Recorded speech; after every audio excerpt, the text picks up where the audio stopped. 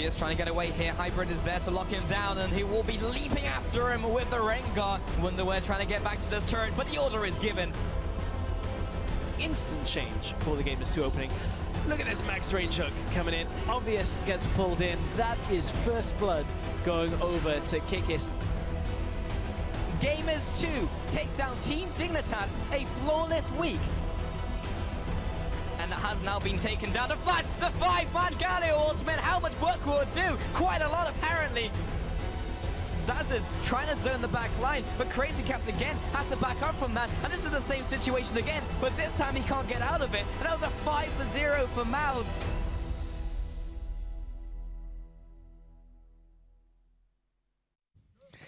Hello and welcome to the European Challengers Series playoffs. We're back with our last semi-final. I'm Richard Pulse-Cam, and manning the caster desk with me is James Dress-Louis. We're going to find out who else is going to the finals, Pulse. We're going to see who is going to be one step closer to automatic promotion. Yes, we are. So with yesterday's first semi-finals in the books, let's go ahead and take a look at that bracket. Now, yesterday, due to Kyrie's connectivity issues, Denial were not able to field a full roster, and therefore had to forfeit their final game to end the series 2-1 to Dignitas. Now, as we said, we're going to have to find out who's going to be joining Team Dignitas in the final, as today we're going to see Gamers 2 battle it out against Mouse Sports in a best of 3. Both teams, they're fighting for that all-important last spot in the finals to try and get that LCS spot in spring. Now, Gamers 2 has selected blue side for games 1 and 3. Mouse selected red side for game 2. So just like yesterday, it's going to be the same side selection for all 3 games. Yeah, positives and negatives for both of the teams. But before we get to this matchup, make sure you visit LoL eSports to check out the playoff schedules for every region, as there's a ton of action over the next couple of weeks you won't want to miss. There is, and if you want some more Challenger information, not only is the primer there for all the playoff format, there's also an article about how Karma and Tam Kench have actually found their way into the Challenger meta after we've seen them in other places around the world. Yeah, even we've seen Heaver as well bring in the Karma support, so yeah, seeing a lot of that action. But without further ado, let's get to today's match between Gamers 2 and Mouse Sports. But first, let's hit those lineups. On the blue side for game 1 is Gamers 2. Smitty J in the top lane, Kickers in the jungle, Perks in the mid lane with Jesse and Hybrid in the bot lane, AD, carry and support. Now, the first thing I have to talk about is Kickers and his insane impact on the team that we saw in week 5 from Gamers 2. It was just incredible how much work he did for the team and how he just impacted the team on basically all levels. You can see just at the start, it was just obvious. He was just camping the hell out of him in the jungle. There was very little he can do about it. And then it was just his shot calling, and also I have to commend the team of how well they adapted, because they had a lot of changes throughout the split, but Kickers made the biggest impact and the team reacted well to it. Oh, for sure, and seemingly it brings another level of consistency to the team. It's interesting, though, talking about how many changes they made throughout the split, because earlier on, it felt like sometimes Gamers 2 were very difficult to read because of the number of changes. So maybe that at the beginning of the season gave them that little bit of an edge to overcome some of their opponents right at the beginning. But the one thing that is for certain is they really quietly crept up on Team Dignitas. And I say quietly crept up on them. As soon as they arrived in the game against Team Dignitas, it went down with a bang. This massive team fight in the middle lane really just completely shut Team Dignitas away from the first seed spot that everybody expected Team Dignitas to secure. Yeah, it was really an incredible performance by Gamers 2. Just looked incredibly strong. Now, on the other side of the rift, it is Mouse Sports. Let's get to their lineup. In the top lane, it is Beansu in the top lane, Dan in the jungle, Sayo in the mid lane, with Cedrian and Mountain in the AD carry and support. Now, Mouse have shown that they are way better than those below them, but also way weaker than the teams above them. And the question now is, can they actually step up and challenge Gamers 2 because of how strong they looked against Dig? This is a team who are extremely reliant on team compositions and team composition fights, because everyone gets involved in those kills. And now that they're against a strong early game shot caller like Kickers, who is extremely strong in the early game, are they just going to get shot down before they can get to that point? It's interesting because you already alluded to how Mao's rely on team fights, rely on team fight comps. With team fight comps, so much of what they've brought to the dance has been about team fighting, especially up in that top lane. When you look at Beansu as a player, he's been bringing a couple of more innovative or at least different picks, like the Galio that we saw into the meta. And, you know, these team fight focused picks have led to him having a very high kill participation, the highest of any top top laner in the EU Challenger Series. But at the same time, outside of team fighting, he doesn't pick up all that many kills across the map. This isn't the Binsu that we've actually heard a lot about. He's actually ranked 4th of all starting top laners in Challenger Series when it comes to his KDA. Fairly low KDA, and we haven't seen the Binsu that everybody has said is this really skilled solo lane player that is going to kill people in lane.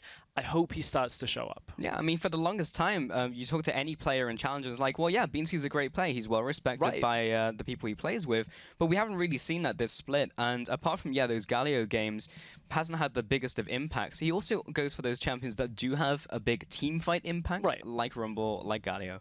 And I think there's a big distinction between doing well and consistently, as that's what I would attribute Binsu's performances to, is, he's been a solid top laner, but everybody that we speak to about Binsu is like, he's the next big thing in top lane. He's going to be this big player, has been for a while. Haven't seen that side of him yet. Yeah, exactly. In the same way that maybe even the mid laners in this matchup have looked really strong. Sayo and Perks both had very strong performances. Specifically, both of their Azirs, honestly. We've seen 4 games apiece from both of them, and they've just been exceptional every single time. I would wonder if that's going to be a contested pick in this matchup, because remember we're on 5.14 now, which means that Azir did have that change to his E, did have some changes across the board. So I don't know if that's being removed from the champion pools, or we're still going to see it today. Right, I'm not expecting it so much in today's game, although gamers do, as a team, play around Perks so often. Especially now that Kikis is in. Perks has one of the highest KDAs in the league.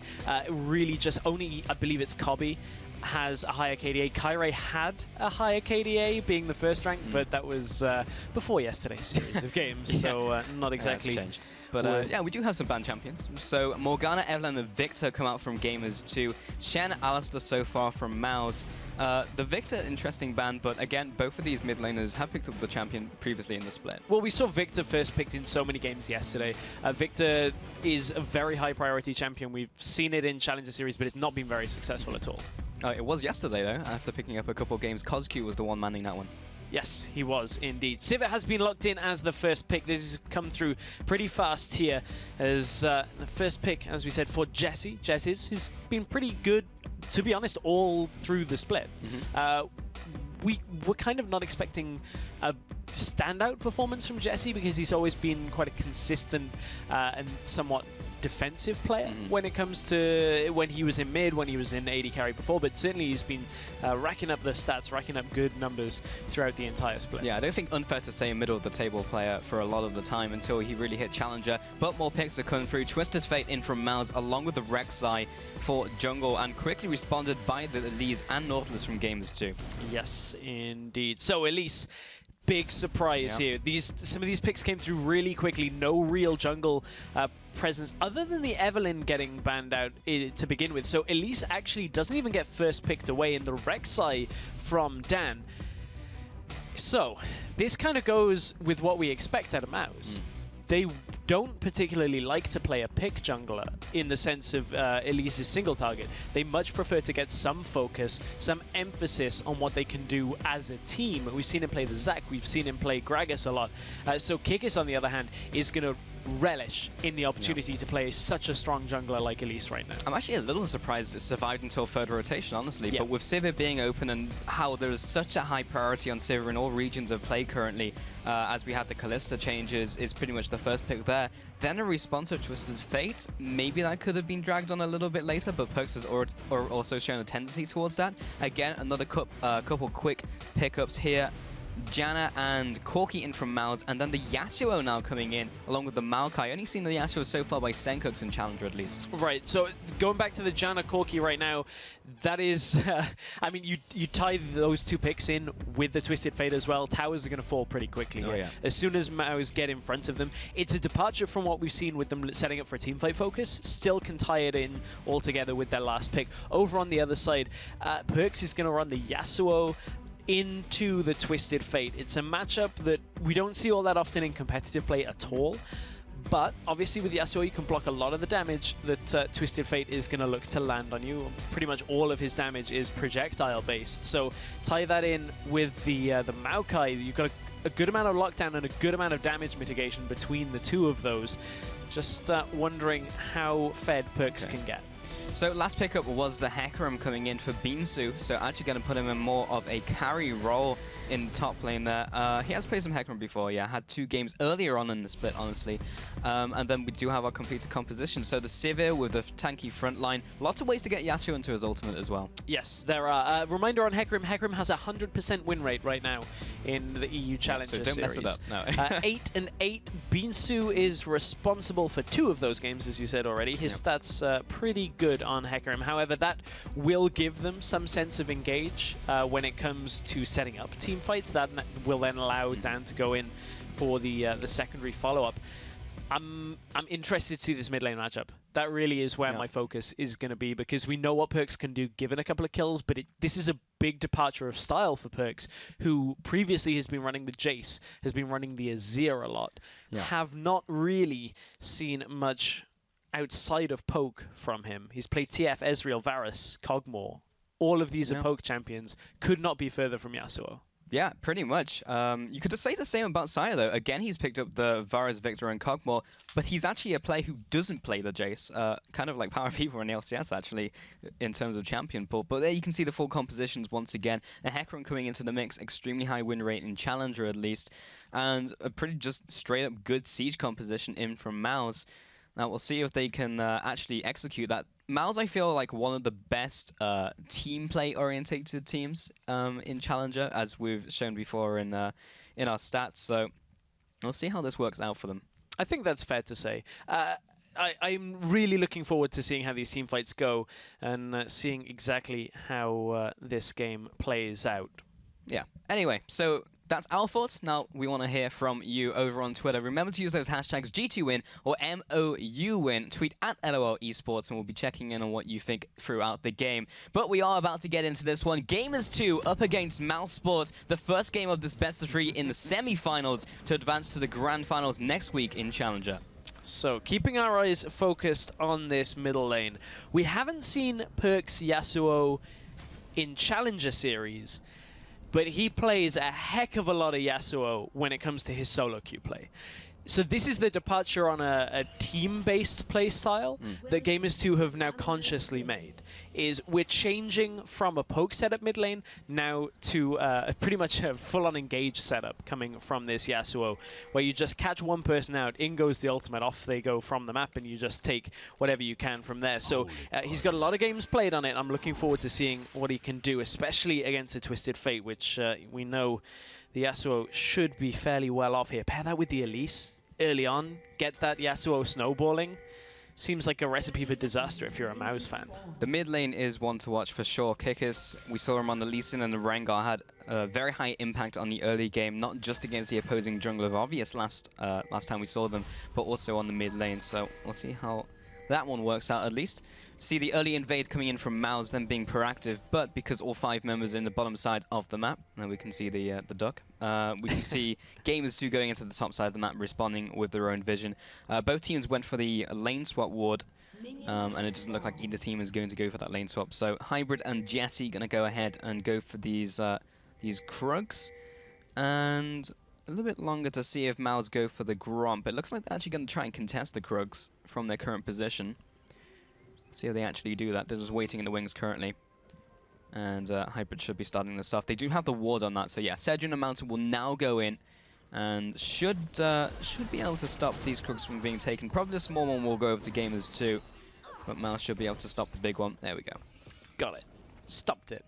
Right in its tracks. But you can see that Mouse were setting up for the possibility. In fact, both teams were. The fairly standard starts with the Hecarim and the Maokai being in the jungle for the first camp or so, both getting level 2 and heading up to lane. I'm interested to see what Binsu can do in this game, because Maokai isn't exactly the highest pressure lane when it comes to what a Maokai can do against a Hecarim.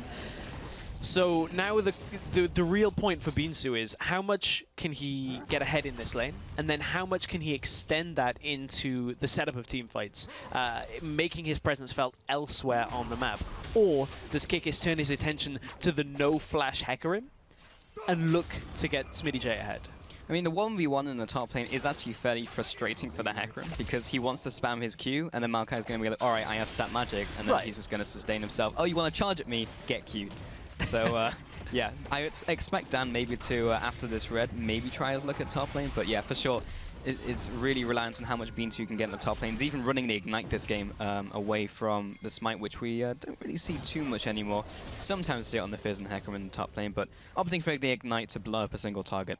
Although this is the area of the map we're kind of expecting Kikis to end up in that bit more, around that mid lane. Get the Yasuo going, utilize the rank 1 Cocoon duration increase from 1 second to 1.6, but it's an easy read here. Look, both junglers are in the mid lane. Kikis goes in. Nice side step. Easily red. Yeah, and there's the win wall as well. Dan will be coming through just in case. Kikis will be backing off here, but there's no real threat of him being taken out. Sayo did charge up her God card just in case, and Perkz will actually re-engage here with full knowledge that Dan is in the side waiting for him, but Perkz just knew he could get the extra little bit of harassment down before Dan left. He even had that warded as well, so he knew how safe he was. There is nothing worse than or at least nothing more frustrating to lane against than a Yasuo player like Perkz. So we'll see how Sayu can hang on to this mid lane. You can see he's already starting to take damage now that Perkz has a couple of ranks in his abilities. Does have to be careful if he doesn't have Wind Wall though, because he will obviously take quite a bit of damage from this Twisted Fate if Perkz can't get on top of it. But Dan, looking for the top lane, looking for Smitty J. Yeah, he'll be using the Twisted Advance to get on top of the Rek'Sai. Has to burn the flash. They're not going to get the kill, but Beansu will look for the last Rampage just to put a little bit more damage on top of him. Maybe set up for another round, but they already used the Ignite as well. Smitty J will be getting most of his health back with those potions that he bought at level 1. And Sayo is clearing out this mid wave as well. So mid lane is essentially equal for all intents and purposes. Top lane, maybe a slight advantage to Beansu now because of that gank, but he's a summoner down. So in terms of 1v1 kill pressure, not expecting it until post 6. Yes, there is a long time before that impact is going to be felt, or at least a minute or so. So we'll have to keep our eyes open for that one, as that is going to be one of the key points of the game. Always that first Destiny is a big factor, because the early cooldown is so long that if you don't get anything from it, you just completely get neutralized on that utility. But that mid lane itself, in the 1 versus 1 matchup, is an interesting one, because Sayo, when it comes to his laning prowess, he tends to be down fairly heavily in CS at that 10-minute mark. Tends to be down about 11 CS. Perkz, on the other hand, just edges himself about a 2 CS lead to begin with. So we'll watch as it gets to 10 minutes, watch as it gets higher, but certainly we're on track for that with regards to Sayo being down. 40 CS to 35 right now. Already feeling a little bit of that pressure from the Yasuo. Yeah, maybe, but there is a minion wave resolving into the turret, so I think they're going to be pretty equal for now. That might open up over the next couple minutes for sure. Kikis was thinking about a gank in the top lane, but going through lane against the Hecarim who's a turret, kind of difficult. Yeah, and from that earlier gank that Smitty J had put on him from Dan, it means that there's a fairly significant CS lead up in that top lane, 45 CS to 25 right now. So Smitty J could do with a bit of help from Kikis, but I don't know what they can do if Hecarim sat further back in his lane and Elise has to come all the way into the lane to try and get the cocoon. It is a difficult ask for a gank up there. For sure. In the bot lane, Jesse and Hybrid haven't spoken too much about the bot lane duos, but they've just been farming it out. Mountain and Cedrian have that slight CS advantage, 47 to 30, just ticking up to 40 there from Gamers 2. Somewhat to be expected maybe from the matchup, but yeah, as you have the melee Nautilus and the ranged Janna, but not the biggest difference in the world. Definitely not something to write home about just yet until we get later on into this game. Yeah, and you know, looking at this Yasuo, it's not the only Yasuo we've actually seen in European Challenger Series. If you remember, Senkuk's actually played Yasuo. Back in one of the last few weeks of games, I believe it was in week 4, but Cedrian does get cut out by the hook. Yeah, a lot of damage coming in from the Titan draft from Hybrid as he goes for that engage. Mountain returning with some auto attacks just to even up the score a little. Perkz looks for the knockup, gets onto Sayo, but he's a little too close to tower, a little too close for comfort for Perkz to go in for the engage. Right, and you know, with the health bar being quite so healthy for Sayo. Yeah. He's not really going to all-in him And quite this early on. No, thank you. Exactly. He has to get through the exhaust.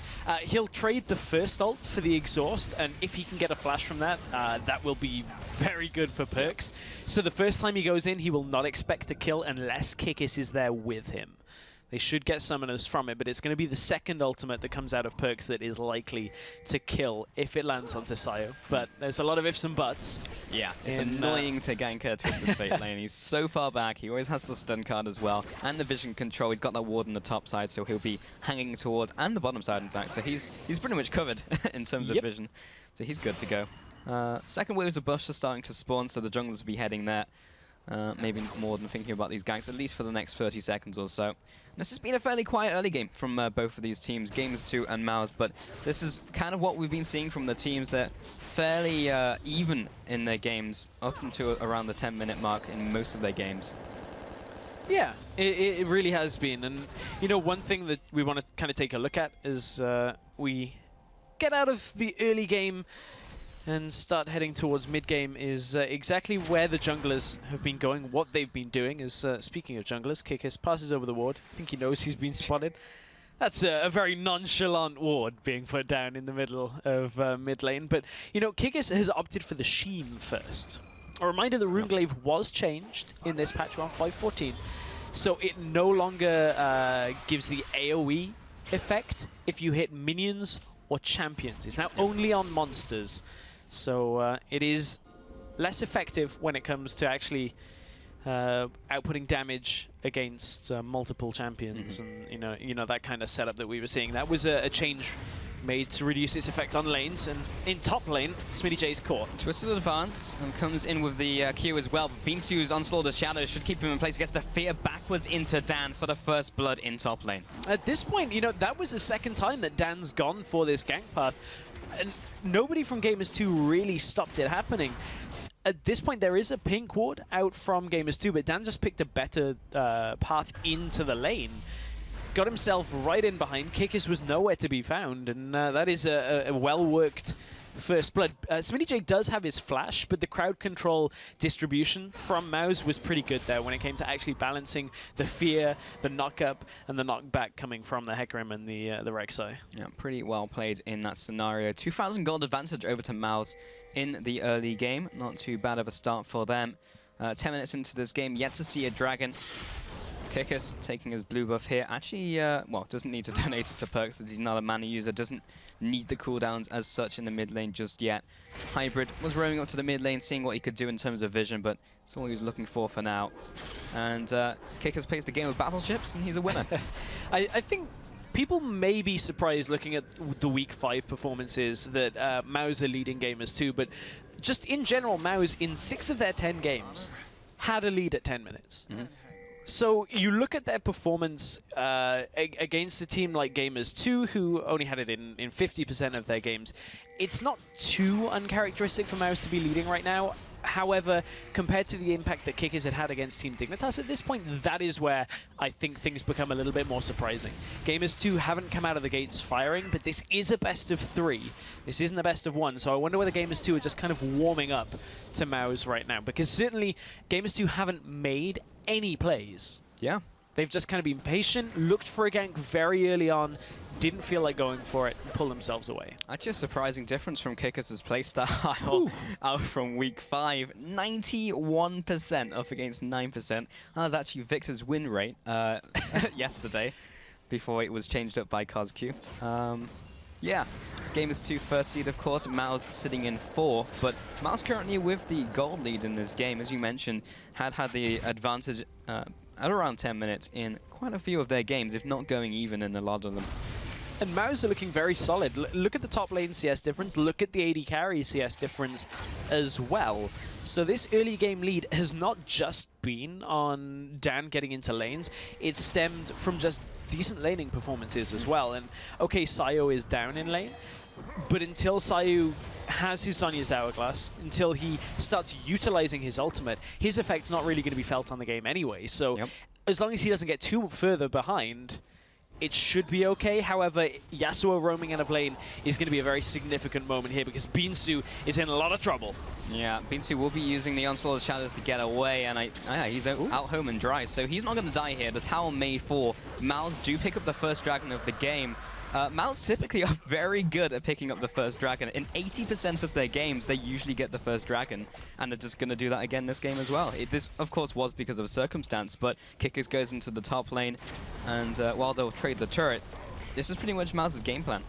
So Binsu managed to use his ultimate, get out of the range of Smitty before he could throw down the smash into the ground with his Q to chain with the Yasuo ultimate coming from it. So at that point, that was a good escape by Binsu, and time spent out of lane by Perks. You can see now the CS gap has started to close a little bit between the two mid laners, but obviously there is going to be a wave that Perks can collect. Yeah, I think Perks also taxed Smitty J as he went up there as well. Yeah, I guess that's kind of the byproduct of zipping through the minions. Yeah. You end up taxing, but you know, if it results in a kill, great. If it doesn't, then oops.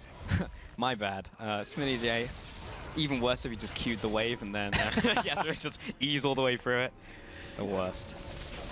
The actual worst. Anyway, mid lane, Perks has picked up the makings of his Static Shear, which will most likely go into that Zeal, of course. On the other side, Sayo looking towards the Zhonya's Hourglass would not be a bad pickup at all, considering the pick potential from Gamers 2, plus Perks being AD in the mid lane. A lot of burst just in general from Gamers 2 will also put a stop to Hybrid's point-and-click CC. So I like the first pickup in from Sayo here. It also gives Sayo the opportunity to look to get into the backline, very similar to how we see the Messiah play. Yeah, the Messiah play, exactly. You appear, if you can get a gold card off on like a Yasuo, if he's already used Wind Wall, great. You're probably not in such a rush to hit your Zhonya's Hourglass, but if you can just light up one of the enemy carries with a gold card. However, he is against somewhat mobile carries. Yasuo, depending on minions, depending on enemies, can kind of zip himself away, put down the wind wall. Yep. Sivir is going to have the ability to run away and have a lot of peel. So it may not be the easiest play in the world to make, but it's the play he's trying to go for. So if it does work, Mouse will compound their lead even further. And their lead that they built up is a very well-worked lead right now. I'm actually quite impressed by Mouse in the onset of this game. I don't feel like we've seen this solid a performance in them without major team fights in a game yet. In really any of the games in the split. Actually, I was querying the solo lanes a lot from Mouse compared to Gamers 2, a very early game-centric team. And Mal's here just actually winning in most of their 1v1 lanes and even in the bot lane as well. So yeah, stepping up in that regard. I want to see if the team fighting Mal's is still there as well, because if they are and they convert this, if they convert the laning phase lead, then they could be in a really good position in this best of 3. Well, there are aspects of these team fights that are more difficult than team fights they've looked for before. They've had very obvious engage tools when it comes to Galio. Galio looking at that top lane. It's not too different to have a Hecarim, but it relies a lot more on the flanking than we saw out of the Galio. Because Galio, we've heard Werlib talk about it from Giants when they played it. You just flash onto 2 people, and if you get them, great, they're stuck there. The rest of your team follows up. Done. That's a one-team fight. Put it in the bank. Hecarim, you're going to rely on the flank coming through to get the ultimate, to get the fear, and set up the team fight from there. Gamers 2 going a little bit risky in that mid lane, looking for the turret without a really substantial minion wave, and Mouse do react in time. Both AD carries still down in the bottom lane though, or were before the recall. So no real tower pushing potential from either team just yet. Yeah, it's interesting you bring up the point about the Hecarim, because you see a lot of non-professional Hecarim players just play it like an initiator, go in from the front, just charge in, and then get insta-puffed. Yeah. Because you're building Trinity Force first with the Home Guards. That's your core item build. You're not a tank. You're not a Galio. So if you go in from the front, you're going to die very quickly. So you are really looking for those flanks, especially with the TP. And flanks and flank setups, as Mountain does get caught head-on. Just going through the front door on this one with Hybrid, gets the dredge line with the rest of the CC and the damage. The 5-man stack into the bottom lane. Smitty J gets the follow through with the twisted advance through the Onslaught of the Shadows from Binsu. It's not going to end up mattering, but it will get the bottom turret for Gamers 2. Nice response in the mid lane from Mouse, knowing that everyone is stacked in the bottom lane from Gamers 2. They'll get the first tower. Remember, this is a Twisted Fate versus turret. Twisted Fate wins.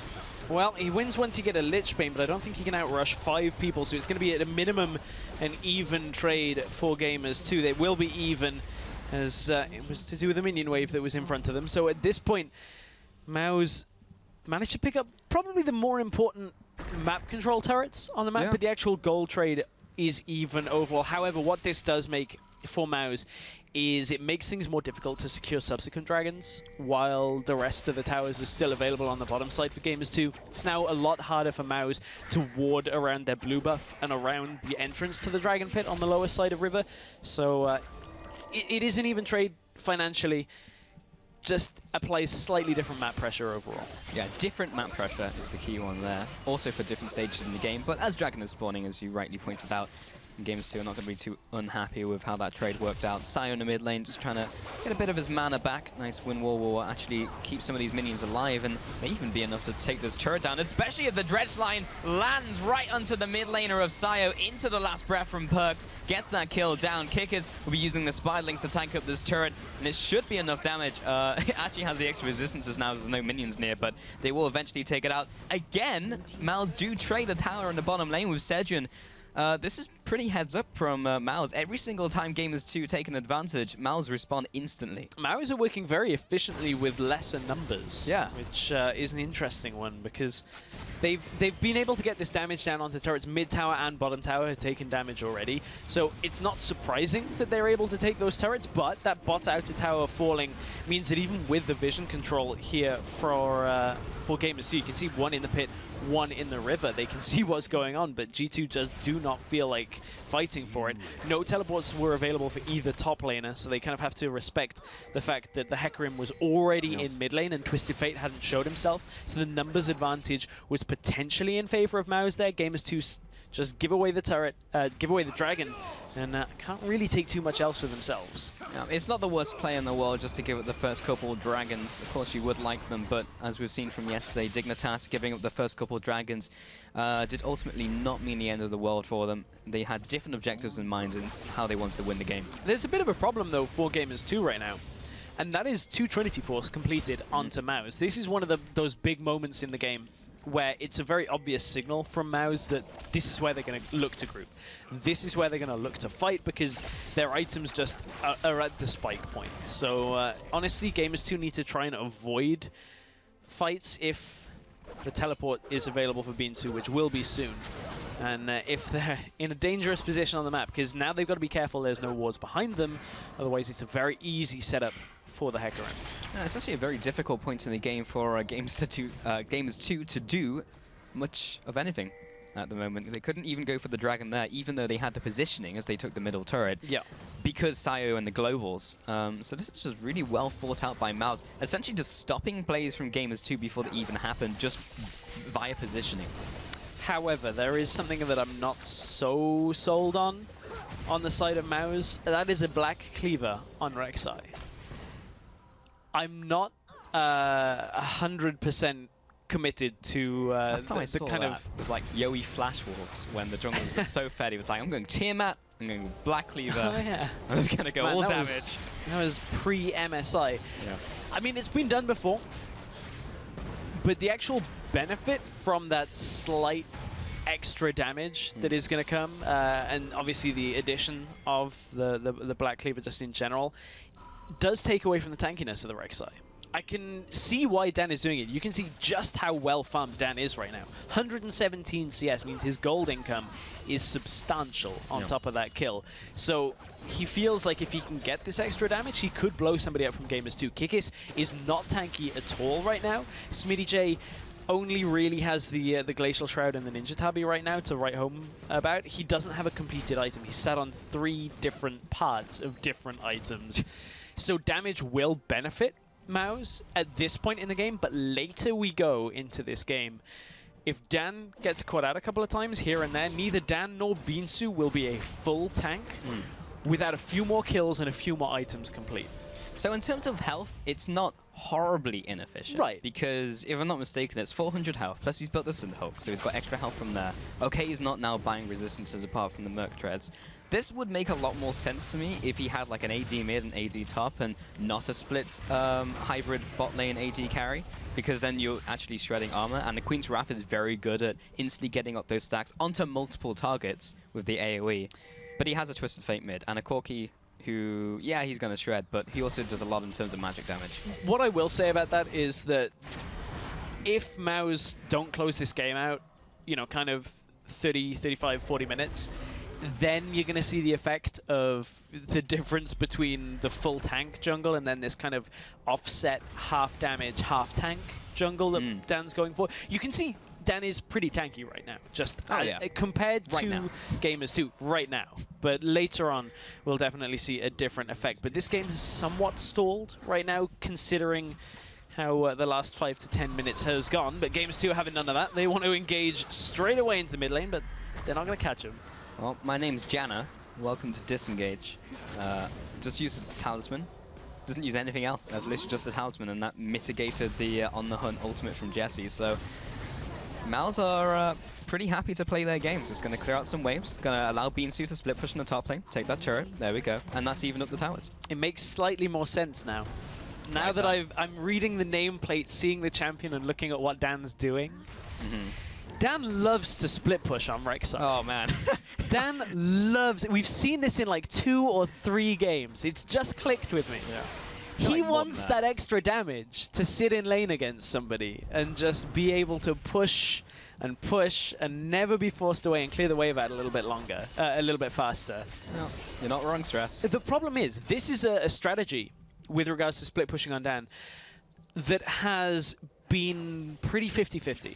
There have been times where his team has made random calls to start Baron that ended up going okay because of how far ahead MOUZ were, but the split push in the bottom lane didn't help their cause. A better team facing MOUZ would have exploited that kind of decision making. And that's what they're going to have to account for here against Gamers 2, because on a macro level, Gamers 2 last in week 5 looked very sharp with Kikis. We know that Kikis is shot calling for them, and certainly feels his shot calling is very strong, and it looked it against Tignitas. But do you not feel this is like one of those moments where it's like, this is not the time to use that from Dan? Because they have Beansu, who has teleport, can split push. Sayo has a teleport, can split push. And he's Rek'Sai. Unless they want to stick the Twisted Fate in the middle for the 1-3-1 and use him to wave clear, but... I mean, possibly. It's weird, because there are only 3 lanes, so you can't, like, 1-2-1-1. Just have somebody chilling then a this dragon. would be perfect. But, someone just waiting out, or one person's just constantly taking the enemy. I think the biggest thing to take away from this is definitely, if he's going to try to split push, can Gamers 2 punish it? Because if they don't, it's going to work. And they might respond by doing this, which would also work.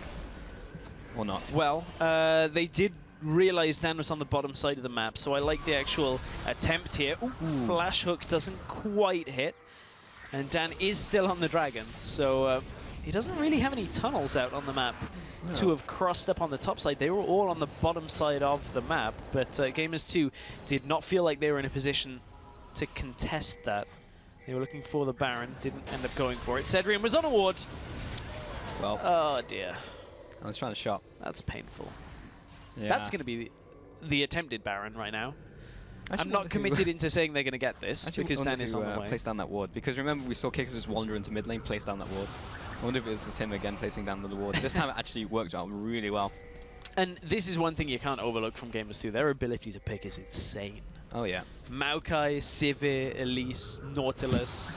You step onto a warded area, you get caught. You get CC'd. You're not getting out of that CC for a long time. And that amount of hard engage makes it somewhat difficult for MOUZ to look to set up any kind of 1-3-1 split push setup. Because if the other team can just engage on you and you're dead before anybody can teleport in, very tough to deal with. Gamers 2 don't really have a solid plan, so they're just going for the Baron once again. SmittyJ playing defender at the back of the pit.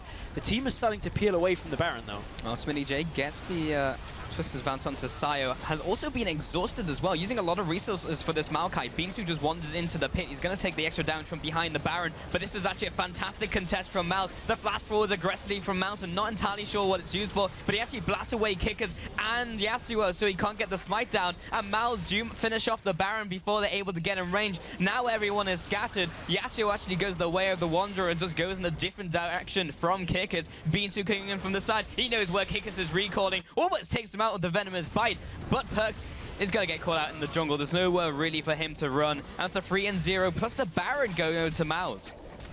I don't know what Gamers 2 were doing with that Baron, because there were so many split decisions in that entire sequence. Yep. Everything from the initial attempt at Baron, here comes the ultimate out of Nautilus. There's the Zhonya's. He's still dead though. Yeah. He is still This dead. is what the item was used for. Everything from the initial decision on Baron and then peeling off as Dan was on Dragon, and then not actually doing anything. So they get the pick on Cedrian to open that up. Then D-Ward, look for another pick, go to Baron, back away, don't start the Baron, then start it again when Cedrian has actually respawned. Yeah. I'm gonna, use the quote that Crepo used on the LCS a good few weeks back.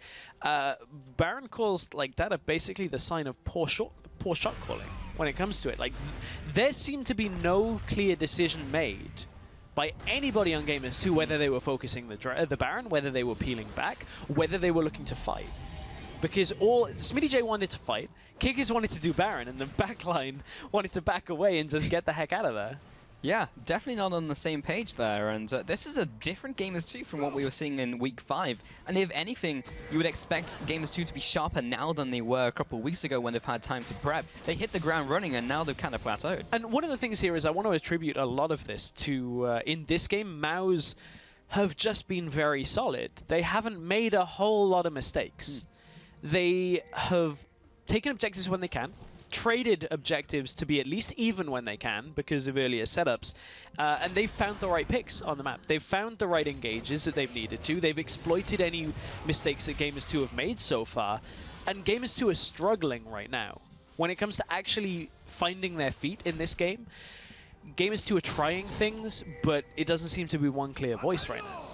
It doesn't, and I actually want to focus in a little on Beansu, because we were talking about him before the game even started, and how, okay, he's had some good games, he's played some Gallios, he's played some Hecarims, but we've never really seen him turn up in a 1v1. Yes, he got help from Dan in this game, but he's really been doing a lot for his team this game, and he's starting to step up. I wonder if this is the true Beansu. This is Beansu's final form that we're seeing. Certainly feels a lot more like that. Yeah. I mean, Hecarim is his best champion when it comes to statistics in the Challenger Series. It certainly feels like a more comfortable champion for him. It hasn't been a particularly high kill game at all, because Beansu has read most of the ganks that have come his way from Gamers 2. Dan assisted with 2 ganks onto Beansu, and that's about it. You've had a couple of picks here and there, nothing past that. It's all been about objective trading, and most of it has gone Mouse's way. 4th Dragon's coming up in a minute. I don't think there's really anything that Gamers 2 can do to secure enough vision to consistently contest these Dragons anymore. So Gamers 2 are in a really awkward spot right now. They have enough vision control around the jungle to look to set up a pick if somebody from Mouse is riskily warding. But Mouse have already got their wards set up. They've already got 2 deep pink wards. There is almost no reason for Mouse to go into the enemy jungle right now. Looking at the item build as well from Gamers 2, you can see 2 Frozen Hearts being picked up, which is pretty core for Maokai, being picked up on the Elise as well. But in terms of people who scale off attack speed really well, there's not a whole lot of that on Mao's, honestly. This is not an AD carry. This is more of a caster AD carry in terms of how he's going to dish out the damage on the Corki. Hecarim, of course, is going to get a lot of damage from the Rampage, and the Queen Draft and just knocking people up is Rek'Sai's game, so it's not super efficient in terms of that item. Thus far, the Yasuo has had very minimal impact in this game when it comes to actually getting kills, getting into engages, because he's never found the opportunity outside of the couple of picks. However, take a look. Static Shiv, Infinity Edge completed on Yasuo, and is sitting on that elixir as well. So what Mouse can't do is underestimate the damage that Yasuo will do if Perks gets a multi-person knockup. This game is not over for Gamers 2 by any sense of the imagination, because one botched team fight from Mouse will turn this game on its head. But Gamers 2 are going to have to look to find it. Okay, that is the 4th dragon of the game, but the hook onto Dan. Here comes the teleport in from the Hecarim as well. Hybrid's going to die before that even executes. He will be going down there. Perks as well gets called out. He's not going to land that perfect knockup today. Fail flashes into the wall. Smitty J also cut off from the pack. And that's the last boomerang coming in from Jesse as he tries to get the hell out of dodge. Mid laner from Sao not able to connect the gold card as they retreat. A 3-0 plus the Dragon Mouse again just get ahead in this game. That was certainly not a botched team fight coming out from Mouse, as that was very clean. They took the dragon and then Gamers 2 choose to fight. Fighting after the objective is always dangerous because as teleport comes in. Welcome to Globals and welcome to Sayo actually getting nuked down before he can do anything else. Jesse should be falling here to Binsu and Dan. They're too tanky, they do too much damage for that duo lane, or the duo partnership of Kickers and Jesse to do much about it. The Tremor Sense will spot him out. The Repel over the wall is a good attempt, but Dan will respond with the knockup. Binsu gets CC down. Kickers is just delaying the inevitable at this point, trying to waste some more time. And that will be the 2nd kill picked up by Binsu. I think Sayo forgot his Zhonya's was still on think so cooldown. too. Coming in. That looked like a perfect play if Zhonya's is up. Yep. So I guess it happens to the best of them. But certainly was a bit of a pie-in-the-face moment for Sayo right there. But, you know, I want to go back to that dragon fight. Fighting after the dragon has gone down, and coincidentally, here we go. Now Maus only have 2 options, kite, back, or fight. And look at the team fight setup here already. They're not relying on getting through that wind wall. They can wait for it to drop and just kite back. Perks tries to go in. The Zhonya's came out from Sayo, so just pretty much just stopped all of the damage that Perks wanted to deal. And from there, Maus kite back, reorder themselves into this fight, and then Gamers 2 can't do anything. With nothing to fight over, Maus have a very easy decision to make while this far ahead. Yeah, it was good decision-making, and Gamers 2 have shown poor decision-making in this game so far. 4 dragons now going over to Maus means they're on the tipping point of getting Aspect in 5 to 4 minutes time. So I mean, this is not even a case of saying Gamers 2 needs to be more proactive. I mean, maybe in the early game, yes, but over the last couple of minutes, they've been contesting objectives, they've been making plays. They just haven't worked out because of either execution or the call itself being poor. And I think a lot of this game was on, and this is going to sound a little bit weird, a lot of this game was on Perks' shoulders coming out of the Champion Select, in the sense that they had to get Perks ahead.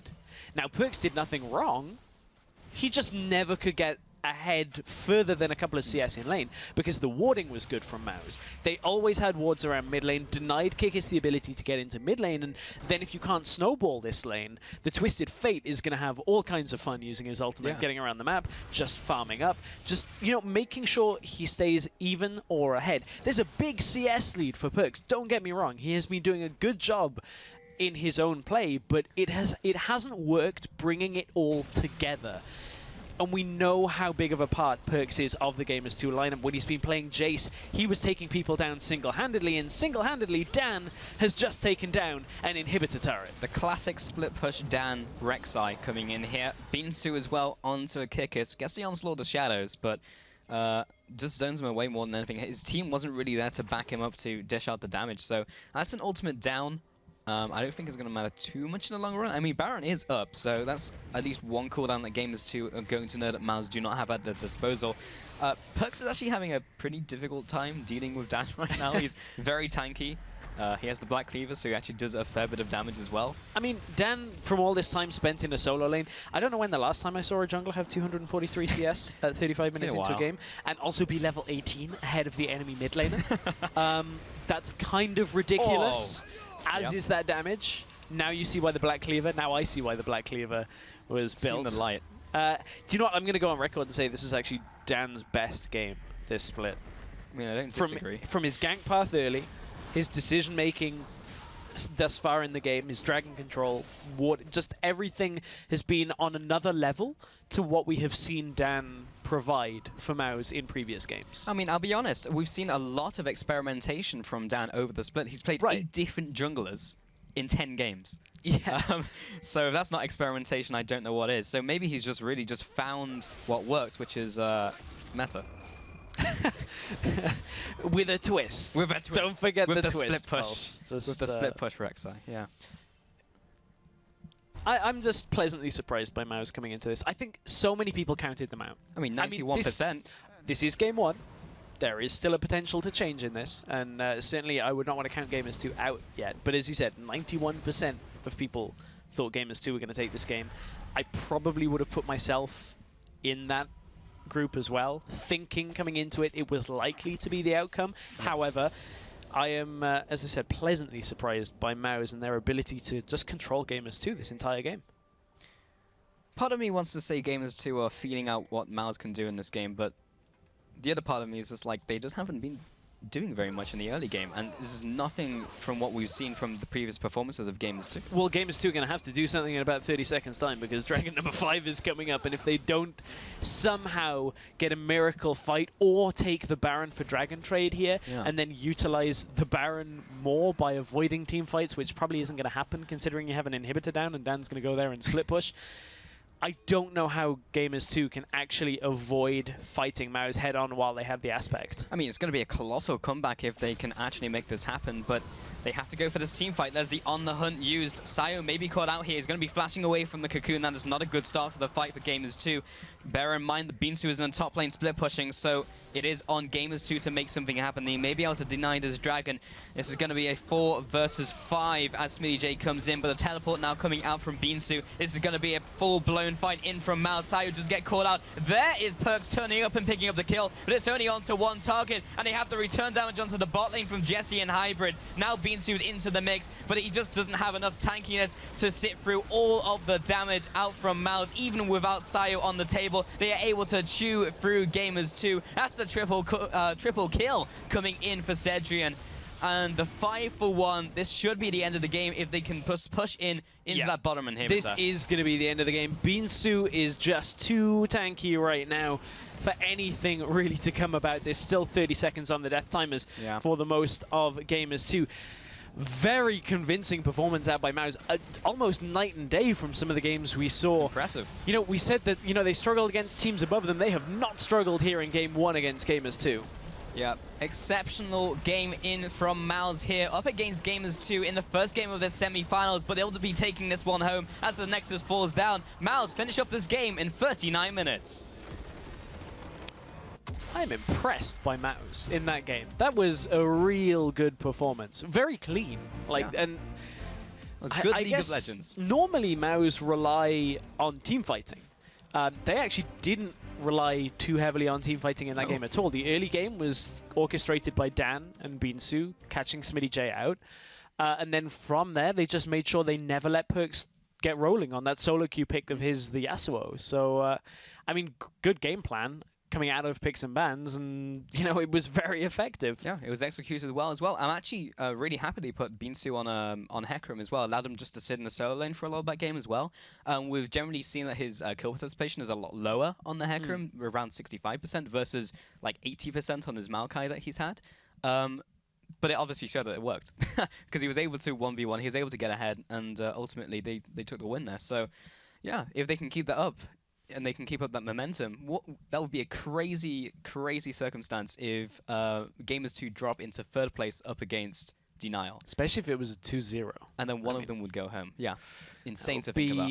That would be not the result people were thinking of. No. But, honestly, I feel like, as you said, the Hecarim was such a big part of this game. If it's not banned in the next game, I would be incredibly surprised. Well, we're going to demonstrate some of that with a replay from around 32 minutes into the game. It's the Dragon fight with MOUZ as they get the 3 kills into the Dragon. Right, so here already, the team fight has kicked off. The Dragon's already gone. You can see the teleport is even a little bit late from Beansu. SmittyJ teleported in first. The Zhonya's was so key in that fight from Sayo that just stopped Perks in his tracks, and then Perks was way, way too far out from the rest of his team. From there, it was a fairly easy team fight to actually just take home for MOUZ. And I mean, the early game itself, you could argue if Elise doesn't have the impact in the early game.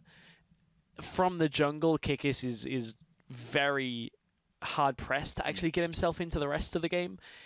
So I wonder whether the Elise is just a pick that MOUZ are not worried about because there was no priority on it early. No, I don't know if they even baited into the pick, maybe, because everyone's like, Lee's Maybe. best pick in this current meta, and just didn't really do anything. It could have been also a combination of the playstyle as well, but it seems like we're harping on about him, but Beansu in that game, Hecarim, he's keeping up the win rate as well. Still undefeated on the Hecarim.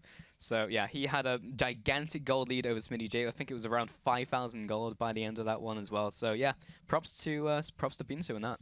Yeah, and I'll be honest, Cedric and Mountain, they had a quiet game, but they had also a pretty won the solid. They won the lane when it comes to their CS lead. Can't really fault anything that came from the Mouse lineup. Okay, Sayo had probably the worst stat line of the team of the 5 players, but that was because there was a fair amount of focus going onto him later once he started teleporting into fights. Kind of to be expected, but if the rest of the team is so far ahead, it's not a problem. If you've got that gold card off, you've hit the Zhonyas, and you're just kind of waiting the team fight out, and then people expend everything else on you while they're already dying, actually isn't that much of a problem for the team. Yeah, it definitely wasn't as we got to the end of that game. So with Mouse taking game 1, we're going to shoot it to a quick break. But don't worry, we'll be back in 3.5.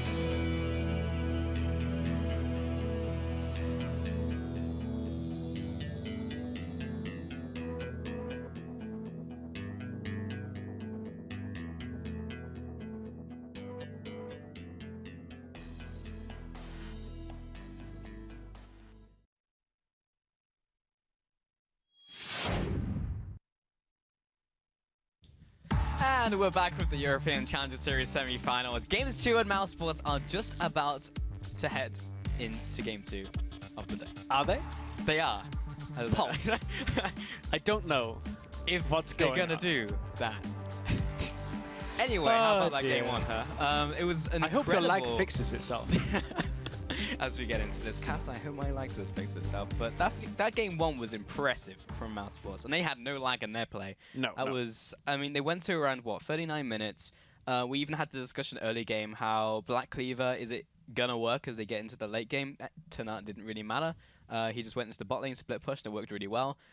So yeah, Mouse Sports overall just had a solid game plan. They didn't do anything flashy, right? But Gamers 2 didn't do anything either. Yeah, we were just talking during the break actually about, you know, it wasn't the highest level League of Legends game I've ever seen when it comes to, you know, overall strategy, but it was solid. Very similar actually to how Denial took game one in yesterday's semi-final, where it wasn't particularly flashy, it was nothing particularly amazing, but it was solid. Everything about that series, about that first game and this first game was just the basics done well. Yeah. And so many teams try and run before they can walk and go, yeah, we're going to do this kind of composition and it's going to work great with like Renekton jungle or something crazy like that. And it's like, no, just pick this standard setup and you'll be fine. And it certainly did that. Mouse won by virtue of just making less mistakes and making very few mistakes in that game. I don't think I really had any major ones for me, at least in that game. So Evelyn will be the first ban coming out from Games 2. We saw that last game from them. No change there. Shen will be the next ban from Mouse. I want to see a change up for Kikis. I don't want to see the Elise here. I'm going to be honest. I feel like the impact he had with the playstyle he was going for, if he'd have had like a Lee Sin or a Rengar, which those are the two champions we've seen him play in Challenger, I feel like he would have had more presence in the game. Elise is still very strong, but he couldn't get into mid lane and he couldn't get into anywhere else. Yeah. And he couldn't farm fast enough to actually get the items rolling. I still question whether it was the pick or whether it was just him not doing a whole lot in the early game. We'll see. I mean, there's two jungle bans coming in here, Evelyn and Rek'Sai against Dan. Shen and Alistar will be banned away. Could be support, could be top lane as well. Ron will be the final ban against Smitty J. I mean, yeah, nothing really out of the ordinary there. And a Twisted Fate up against Sire. So some change in bans from Gamers 2. They felt that those were a problem for them in game one, and they do first pick the Victor as well, just a safe mid laner here. Yeah, we saw the Victor first pick in yesterday's games, pretty much predominantly in all three games, actually, I think, maybe. Yeah, I'll have to go back and double-check game Koski 3. Picked up all the time. Over on the other side, though, Maus are likely to take away the Elise if they want it. As we said, it's not really Maus' style when it comes to having the teamfight presence coming from the jungle. I don't know whether we'd see something like a Gragas come from Dan if Nidalee and Elise are both available. Depends how willing he is to flex his style to what the team needs from this pick and ban phase. Well, it's going to be that Elise, and this will be this time taken by Dan. So he's going to try and show Kickers how it's done, but we'll see if that works out in this game. Elise, everyone is touting as an extremely strong jungler right now, along with the Corki from Mouse as the first pickup. Hecarim's still up. Didn't see it banned away. No real top lane presence yet outside of the ban phase. So we'll see whether Gamers 2 maybe want to try and take that away. I think it's a fairly certain pick here if Mouse kind of want it. Although if they go mid lane and bottom lane, they can actually counter pick top. So I think Mouse might hang on and sit back and wait to see what they want to do now that Gamers 2 have just taken their bottom lane away. Well, what's for certain is Sivir and Braum have been picked up from Gamers 2 here. Sivir, again, will just allow Jesse to speed up the team, get into fights. Last time that was heavily mitigated out from the Janna pick. We haven't had a support pickup yet from Mouse, so that's still a possibility. Braum as well would probably suffer in the bottom lane against the range matchup. So they have that already locked in. Mouse, we'll see what their response is. Again, I'd just love to see Binsu on War Carrier's top lane, maybe even just the Hecarim again. It's still open. It is still open. I don't think there's too much value if they were to pick up the Hecarim here, just in the sense that you then give away the solo lane over to Gamers 2. You know mid lane's already been locked in, and this is the matchup that we've seen so much in the European LCS. Yep, Varus and Victor. Yeah. And we'll see how this one works out. I mean, Victor has historically just kind of had a really low win rate. We'll see if the Varus can just abuse the Victor in the mid lane. But in both the LCS here in Europe and the Challenger Series, elsewhere it's still very strong. You look at LCK, still doing well, putting up the numbers. Interesting that over here it certainly has started to fall off. Yeah, just not a European thing apparently, I guess. But there's the Janna, actually, in response to the Braum and the Civet, so have fun with that disengage. Gamers 2 of the last 2 picks, what are they going to bring out? It's the same bottom lane setup for MOUZ as last game, and they got ahead. So keep that in mind. Yeah. You know, MOUZ, they'll always have the opportunity to pick a solo lane, counter pick a solo laner as well. They are on red side for all 3 games, but today it will not be the FLICKR in game 2 coming from Binsu. It won't, and Binsu now has to respond. He could go with a Gnar, that would be like the obvious lane pick, but he might just go something else that just is in Binsu's arsenal. So far we've seen, well, of course, the Galio, the Maokai, a tank here. What else does he play in terms of carries? We've seen a Rise. It hasn't been banned in this game, but has, of course, been changed in 5.14. Did get nerf battered pretty hard, so we'll see what Binsu brings out. What else does he have in his champion pool? What does he have? We'll see. We'll see Darius. Exactly what he has. But the Rengar locked in for FLICKR. We saw this in game 2 against Team Dignitas. Yep. Got ahead early, stayed ahead, crushed the team against Team Dignitas. And, you know, I'm glad to see this. Okay, it's another champion that he needs the early game impact on, but FLICKR has showed us his Rengar impact. Can he do it again? Yeah, maybe he can replicate Kairo's performance from yesterday. That was incredible in the start of that series. And oh, it's going to be a Fizz, in fact, from Binsu. Haven't seen this yet from him in the Challenger series at least, but of course must have been practicing in solo queue. Up against the FLICKR, it's a fine matchup. Flashless on both sides, so if Dan gets up into top lane like he did last time, well, Smitty J is in a less secure position than he normally would be. And as you alluded to, for now, Smite on the side of Smitty J. He's got 3 seconds. He sit on it. He's got a little bit longer than that. It's not 20 seconds. So it is in LCS, but that's for swapping around picks. Yeah. I don't know about summoner abilities, actually.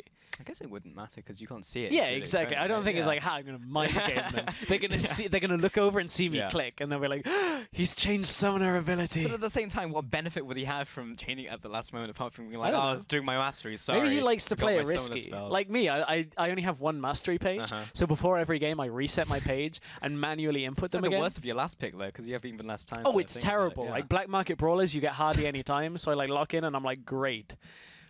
AP Graves. Yes. Nice. But this good is by the way, but, yeah, this is a different story because we have got our team compositions locked in on this. So we can take a look exactly at what the game plan is going to be compared to last game. As we said, Binsu not on the FLICKR this time. So is going to have to find a different setup because they won't have that engage tool coming into team fights here. Now they've got a Fizz who's going to look to split push. And is going to try and get towers down, similarly to what we saw out of MOUZ last time, but now they're relying on the Varus and the Elise for predominantly single-target engage. Varus's Chain of Corruption does spread, but that is a delayed spread. So now MOUZ have kind of swapped to playing this hybrid between pick and split push setup. Yeah, and they have a fair amount of disengage as well. We've got the Janna and also with the exhaust, so Rengar's going to find it pretty hard to do too much against that one. I guess the biggest thing is kind of what we saw yesterday and how is mid lane going to fare. Varus running Cleanse, of course, up against the Rengar. If he's fast on the draw, great, but Victor has a lot of burst, Rengar has a lot of burst. You put 1 foot wrong, you're pretty dead. Yeah, pretty dead. Over on the side of Gamers 2, a lot of wave clear. Disengage also kind of coming from Braum, can use it to engage. In general, I expect Gamers 2 to play a similar style to what we just saw from MOUZ in the last game. Look for the flanks, look for the setups on team fights, and just try and blow somebody up and get the advantageous team fight. Well, as we get into this one, remember to use those hashtags G2win and MOUwin. Tweet at LOL eSports and we'll be checking in on your vote. See if it's changed from game 1, 91% over to Gamers 2 the first time around. Feel like that may have changed after the first performance out from MOUZ in this game. But we're into the second game of this best of 3 between MOUZ Sports and Gamers 2. MOUZ currently 1 win up against Gamers 2, 1 win away from getting into the finals of the Challenger Series Summer Split. And that would be the first time for MOUZ, really. Keep in mind, MOUZ with a team in spring that went 0-8 and then won 2 games with Teemo against Gamers 2. Yep. So if the revenge, or the continued revenge from MOUZ, would be to put Gamers 2 in the 3rd place game, that would be some really sour desserts for Gamers 2 to... they should have hovered the take. picks. They should have. Just to In tilt fact, do you them. know what? They did hover Teemo. They did. I They didn't hover clock it the at the Zyra time. and the Gangplank and That's the other just, things that went that's in that too far. That's too much BM. They even hovered the Heimerdinger. I've seen a depressing amount of that in Solo queue recently. I don't know why. Hybrid placing down those wards there. We can see again both teams getting us early vision. Lane spot wards going from both teams. Actually in range of that turret, so it has been pinged out from Mouse. So they have that information. Games 2 have that information. So pings all over the map. I'm not sure if all of those mean something, but there are definitely pings. What do they mean? The Apparently- signs. What do they mean, Pulse? The numbers. But yeah, someone had an on the way ping to mid lane. I If think that I was from get what perks, that that would make a means. lot of sense. Is that just like the new meta? You ping your lane. We're basically playing AI versus bots here, or co-op versus AI. Yep. I'm going here, Vladimir Bot. Kikis is just like, I'm going top lane. All game long this time. I mean, Put he the might. pressure down. Smitty J into Binsu. You burn that E from Fizz we saw yesterday. Can potentially pick up that kill onto Fizz. Remember, there's no flash out from Smitty. So once he's in, he's in. I realized I said AI versus bots. That would be the stupidest game mode to watch. When robots take over human players, AI Skynet. versus bots. That's actually what this is the platform for. But the platform right now He's is gonna take this red. for double jungle. Not really. Both have smite on the side of Gamers 2, but it isn't full on double jungle. They're just going to take that experience to begin. Saw this in the last game. Very similar for both top laners. However, the departure is Gamers 2 put their bottom lane up in the top lane. And now Mouse is heading up top with Mountain only. So now they got a Fizz and a Janna top lane. They just used teleport to get Binsu up there. So Binsu's not going to get a lot of farm here. Even with the Janna around, this is going to be a tough ask to try and get farm. That is an odd decision coming out from Mouse. Unless they're now expecting to bring Dan up and expect G2 to bring both Kikis and Smitty J, and they're going to look to defend this turret 3 versus 4, which typically works out okay, depending on how Gamers 2 can balance their crowd control. We've seen it go very well for teams like Fnatic, where they've been exceptionally clean, but we've also seen it backfire. Yeah, I mean, 4 versus 2 on the turret is always very risky. Even the very top levels of play, you can see mistakes happen, so it may be safer just to not. Kicker is going to be taking this top crab, so he gets the vision over the top area, so it does seem like somewhat of a setup. However, now that it's pushed under tower, you can see that Binsu has been able to get some CS. It's when it pushes all the way up. So Binsu now has to kind of only go up when the shield is on, and now back away, because he can't afford to take more than about 2 autos from this Sivir before he's really under a lot of pressure. Well, in the bot lane, Smitty J is actually going to turn up just as the minion wave arrives, so he's not even going to be put around behind by this decision from Mouse Sports. Cedrian in here in this solo lane up against Hecarim, I mean, he'll do a bit of poking, he'll do a bit of farming, but that's all he's really going to do in the bottom lane. Dan comes down, just lapping out in top lane, why not? But Dan, going into this bottom lane here, maybe just clearing out some wards. Kikis is going to read this and be in the bottom sides of the map. He's going to go for those Krugs. Dan will head around the corner. He's been seen out by this ward, however. And Smitty J will react to that one, just allows Kikis to get those Krugs without any interruption from Dan, who is level 4 versus level 2 for Kikis right now, as he pings level 3. Yeah, so Kikis spent a lot of time just going around the rest of the jungle with Smitty J to start this off. But mid lane, Dan is going to look for the first gank of the game. And he lands the Cocoon as well. That's going to be the cleanse being burnt from Perks and the Flash. Yeah, 2 summoners with 1 Cocoon. Buy 1, get 1 free on summoners. That Cocoon is deadly now, though, at rank 1. One of the big problems with Elise was after she got nerfed a while back. It was to do with the Cocoon duration in especially the earlier ranks. Now it's had an extra 0.6 seconds added to rank 1 Cocoon. The old problem was you'd never wanted to put points in Cocoon early, so you could never get the duration long enough to make it an effective crowd control tool early, because it was only the 1 second snare. So unless you could follow up, it wasn't amazing considering the rest of her kit. Now that it's 1.6 seconds this early in the game and you just leave it at 1 rank for quite a while. It's kind of crazy. It's fine. This is basically like, I think it took until like rank 3 or rank 4 of the previous Elise to get to what rank 1 Elise Cocoon is right now. And that's how strong it is. Yeah, it's pretty strong. Yeah. I mean, 0.6 seconds may not seem a lot, but when you actually get hit by it, it seems like a CC for eternity.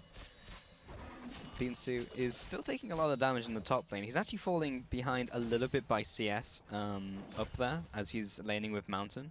Partly because SmittyJ managed to arrive to that mini wave just as it hit from Cedrian. I'm not sure if that was just a bad setup from Cedrian or it was just a decision making this move of the Fizz up to the top lane. But so far, Mals aren't necessarily getting ahead in this. And it was actually pretty smart for Gamers 2 to go for this swap. But I don't think they could have predicted that they were going to teleport Binsu up to the top lane. At least not with Mountain there either. Right. It looks like they're going to swap things around now. Now they feel like SmittyJ is through the treacherous early game. Put him back up into the top lane. Try and force Maus to expend some time with Mountain, not beside Cedrian. You can actually see the pings going down as soon as they saw Janna reappear back in lane. They know they can exploit this now in the bottom lane by sending Kikis into the enemy jungle because the numbers advantage has to be on the favor of Gamers 2. Kikis does get spotted. Nothing really that Maus can do about this. So deep wards go down. Cedrian has to be careful here because Gamers 2 could be looking to set up a dive behind the turret within the next minute and a half. Well, Kikis is there on the bottom side of the map. Hybrid will use Stand Behind Me into the Winter's Bite. Tries to connect that onto Cedrian. Doesn't quite land it. Again, we're seeing a fairly slow start in terms of action from these two teams. Now that Mouths are getting this 2v2 lane, they're now just evening up the CS in the bottom lane. The only major difference is in the top lane so far. And actually the mid lane as well. Sayo has actually got a hefty CS advantage over Perks. The other thing that deep ward now does is they're spotting out to see whether Dan's Grump is going to respawn soon, see if he heads down there. If he shows bottom side, it makes it easier for Kikis to get himself mid lane or top lane. They know that they have the extra person out on the map. So watch for that if Dan does indeed go over to the Grump, although I think that ward may expire before that is even a factor here. Yeah, it has just died, so doesn't get that information. Nice attempt by Gamers 2. Couldn't utilize it, but certainly even just the absence of Grump and the absence of Elise is information in its own right. Yeah, for sure. Dan heading into the bottom side of the map. There's the Grump, there's the blue. Just a couple of seconds out there would have been perfect. But yeah, Cedrian and Mountain is very interesting because they've very much reflected how the team have done over the split. They've been great against the weaker bottom lanes, not so hot against the better laners, but just in hybrids you would expect to be in the upper echelons of the bottom lane duo lanes, and they lost the last lane in terms of CS. This time they're going even, but that's mainly because of the lane swap. So Cedrian and Mountain, this is just a departure from how they've generally done throughout the split, and indeed the team has just been playing better. Yeah, I concur. And you can see over on the other side of the Rift, Gamers 2 giving over that blue buff early on to Perks. Probably going to see the same thing out of Maus as well for Varus. Got to try and get him stacking that tier up until he's got that Muramana. Won't be able to stack it off his auto attack, so could use that cooldown reduction. Or is Dan going to just be greedy and take this? Interesting. I don't know, he slowed down. No, okay, he slowed down. Okay. There was a lot of damage coming out pretty quickly, but Kikis is going on Binsu. Does not land the Chum the Waters, and that's going to be the tower under pressure. SmittyJ still wants to fight. Binsu jukes back into SmittyJ, which means he lands the Onslaught of Shadows as he retreats. The Ignite comes down in response, so SmittyJ can't go for the tower dive. Binsu will now back off underneath his turret, so he's good to go. Top tower falls, and yet again, that's first dragon going over to Maus. Yeah, this is exactly the same play as in game 1 from Maus, so already highlighting this early game pressure on the dragon that we saw. You know, Yeah, coming into game boys. 1, 80% of first dragons were secured by Maus in their games. So really interesting stats to keep a track of. And as we hit over the 10-minute mark, they are not ahead in this game in gold because of that tower falling. You know, it's funny because Gamers 2 are actually pretty much ahead in every single lane in almost every single game in terms of CS. Maybe just about 5 to 10 in each lane. Right. But it was an advantage nonetheless. And in this one, it's only SmittyJ. So Maus, just to kind of go back on our point from the first game, is they've just been playing better in their lanes, which is not something we've seen from Maus before either. It's all been about their team play, which is where they've gotten their advantages previously. I mean, the bottom lane for Maus were obviously... Cedrian was obviously just kind of up against just SmittyJ, so we haven't seen all that much of the 2 versus 2 bottom lane. It's tough to tell if this had have gone standard, how it would have played out, but this is the same setup for 3 of the champions as our last game. Only the Nautilus has changed, so perhaps you can extrapolate from that what you will. But, you know, SmittyJ has gotten himself through the early game, is now up against this Fizz, and with the tower down, I don't really think SmittyJ is going to push up all that much. Dan is here just in case he does. But there are too many wards out already from Gamers 2. You can see ping onto the tri-bush in the top side from Dan, and I think he actually has got rid of it. Yeah, he dropped a pink on top of that ward. They know he was spotted. Now, Kikis, again, is really good at just spotting out where the wards are going to be. He probably also saw that one being placed down by the ward that was there previously, but still, again, takes out another ward, denies some more vision. The vision game has actually been pretty on point by Gamers 2. So far, you can just see the wards up and down the river, mainly controlled by Gamers 2. You can just see that one lone pink ward in the top.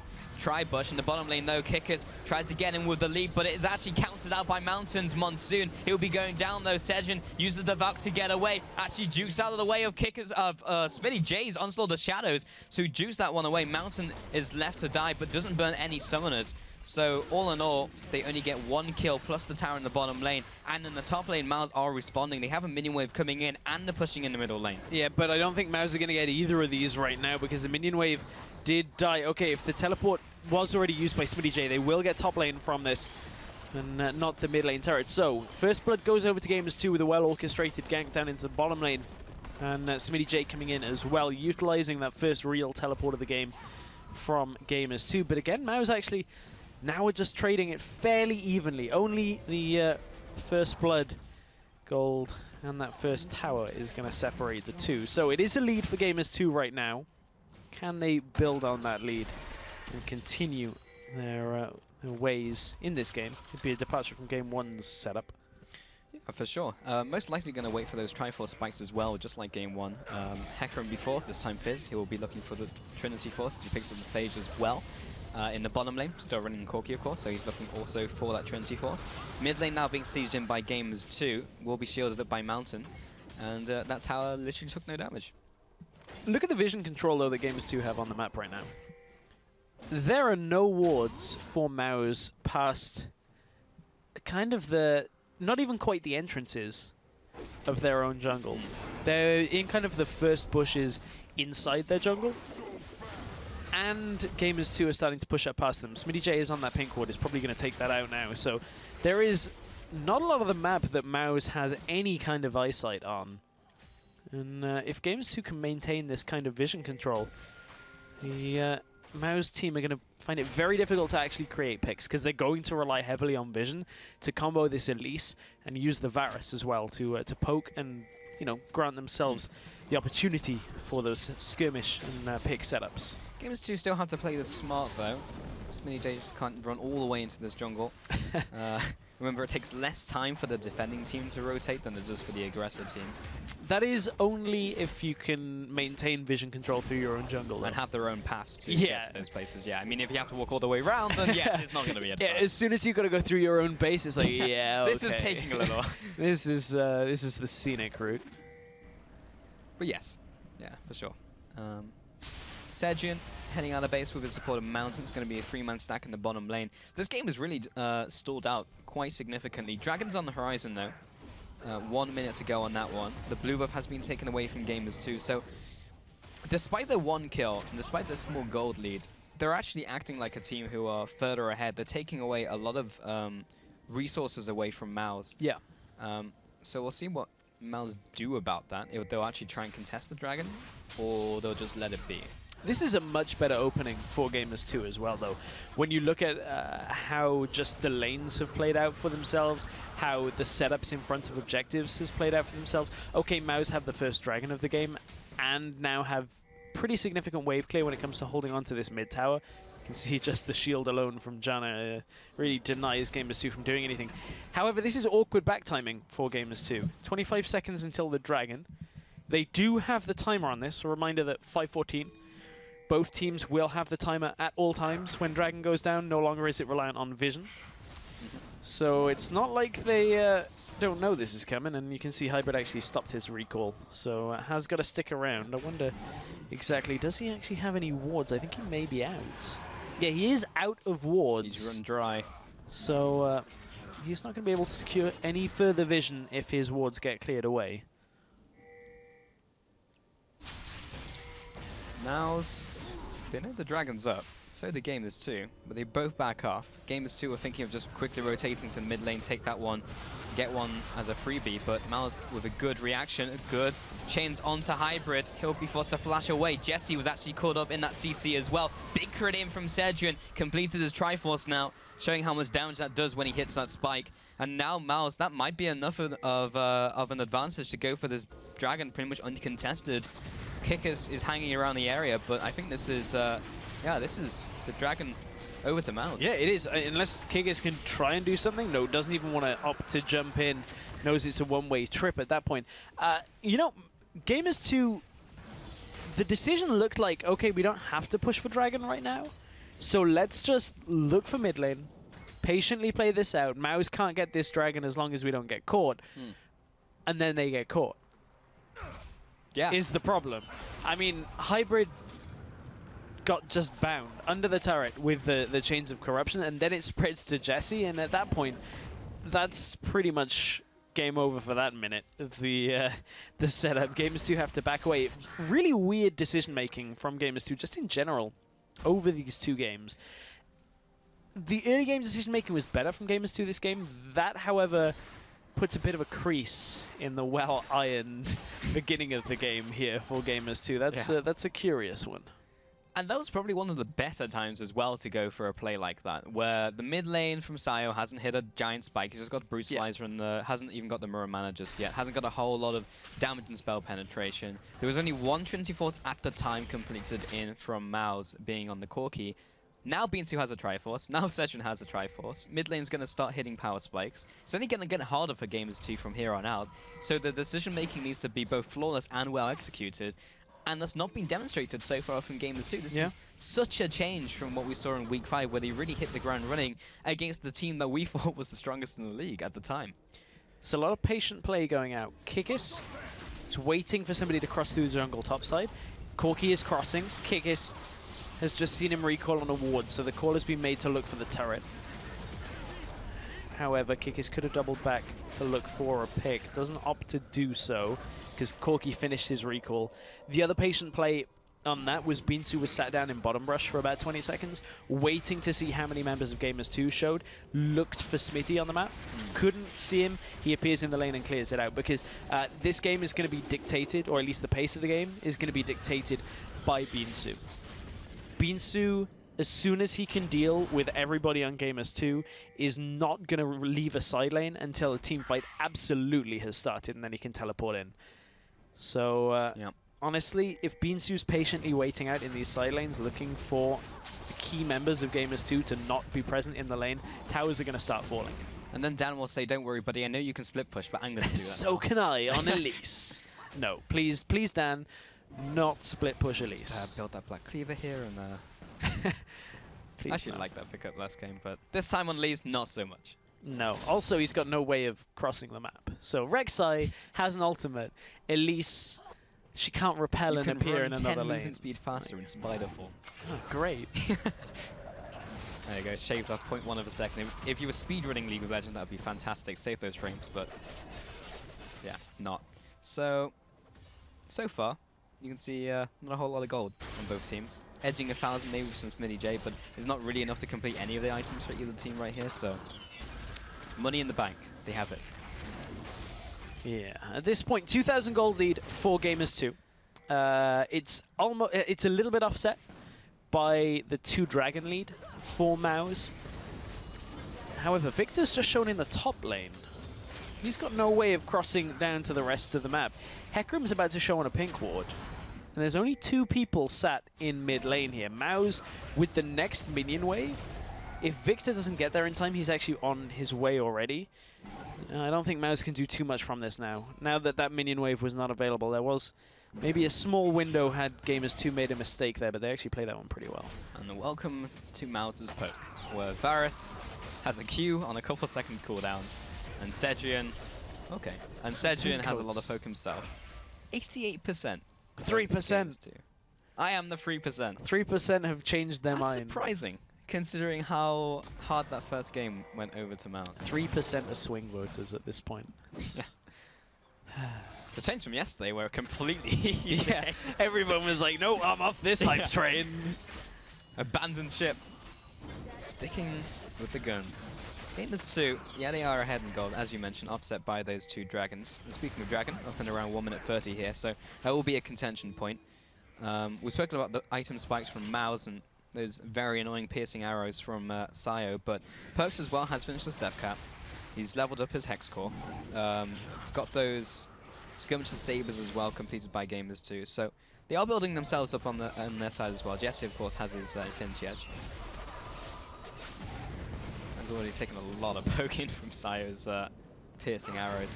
And that's the problem. If Gamers 2... I was going to say, if Gamers 2 start off the dragon, they're going to get poked down. If they don't start off the dragon, then Miles are going to take it, so... Yeah.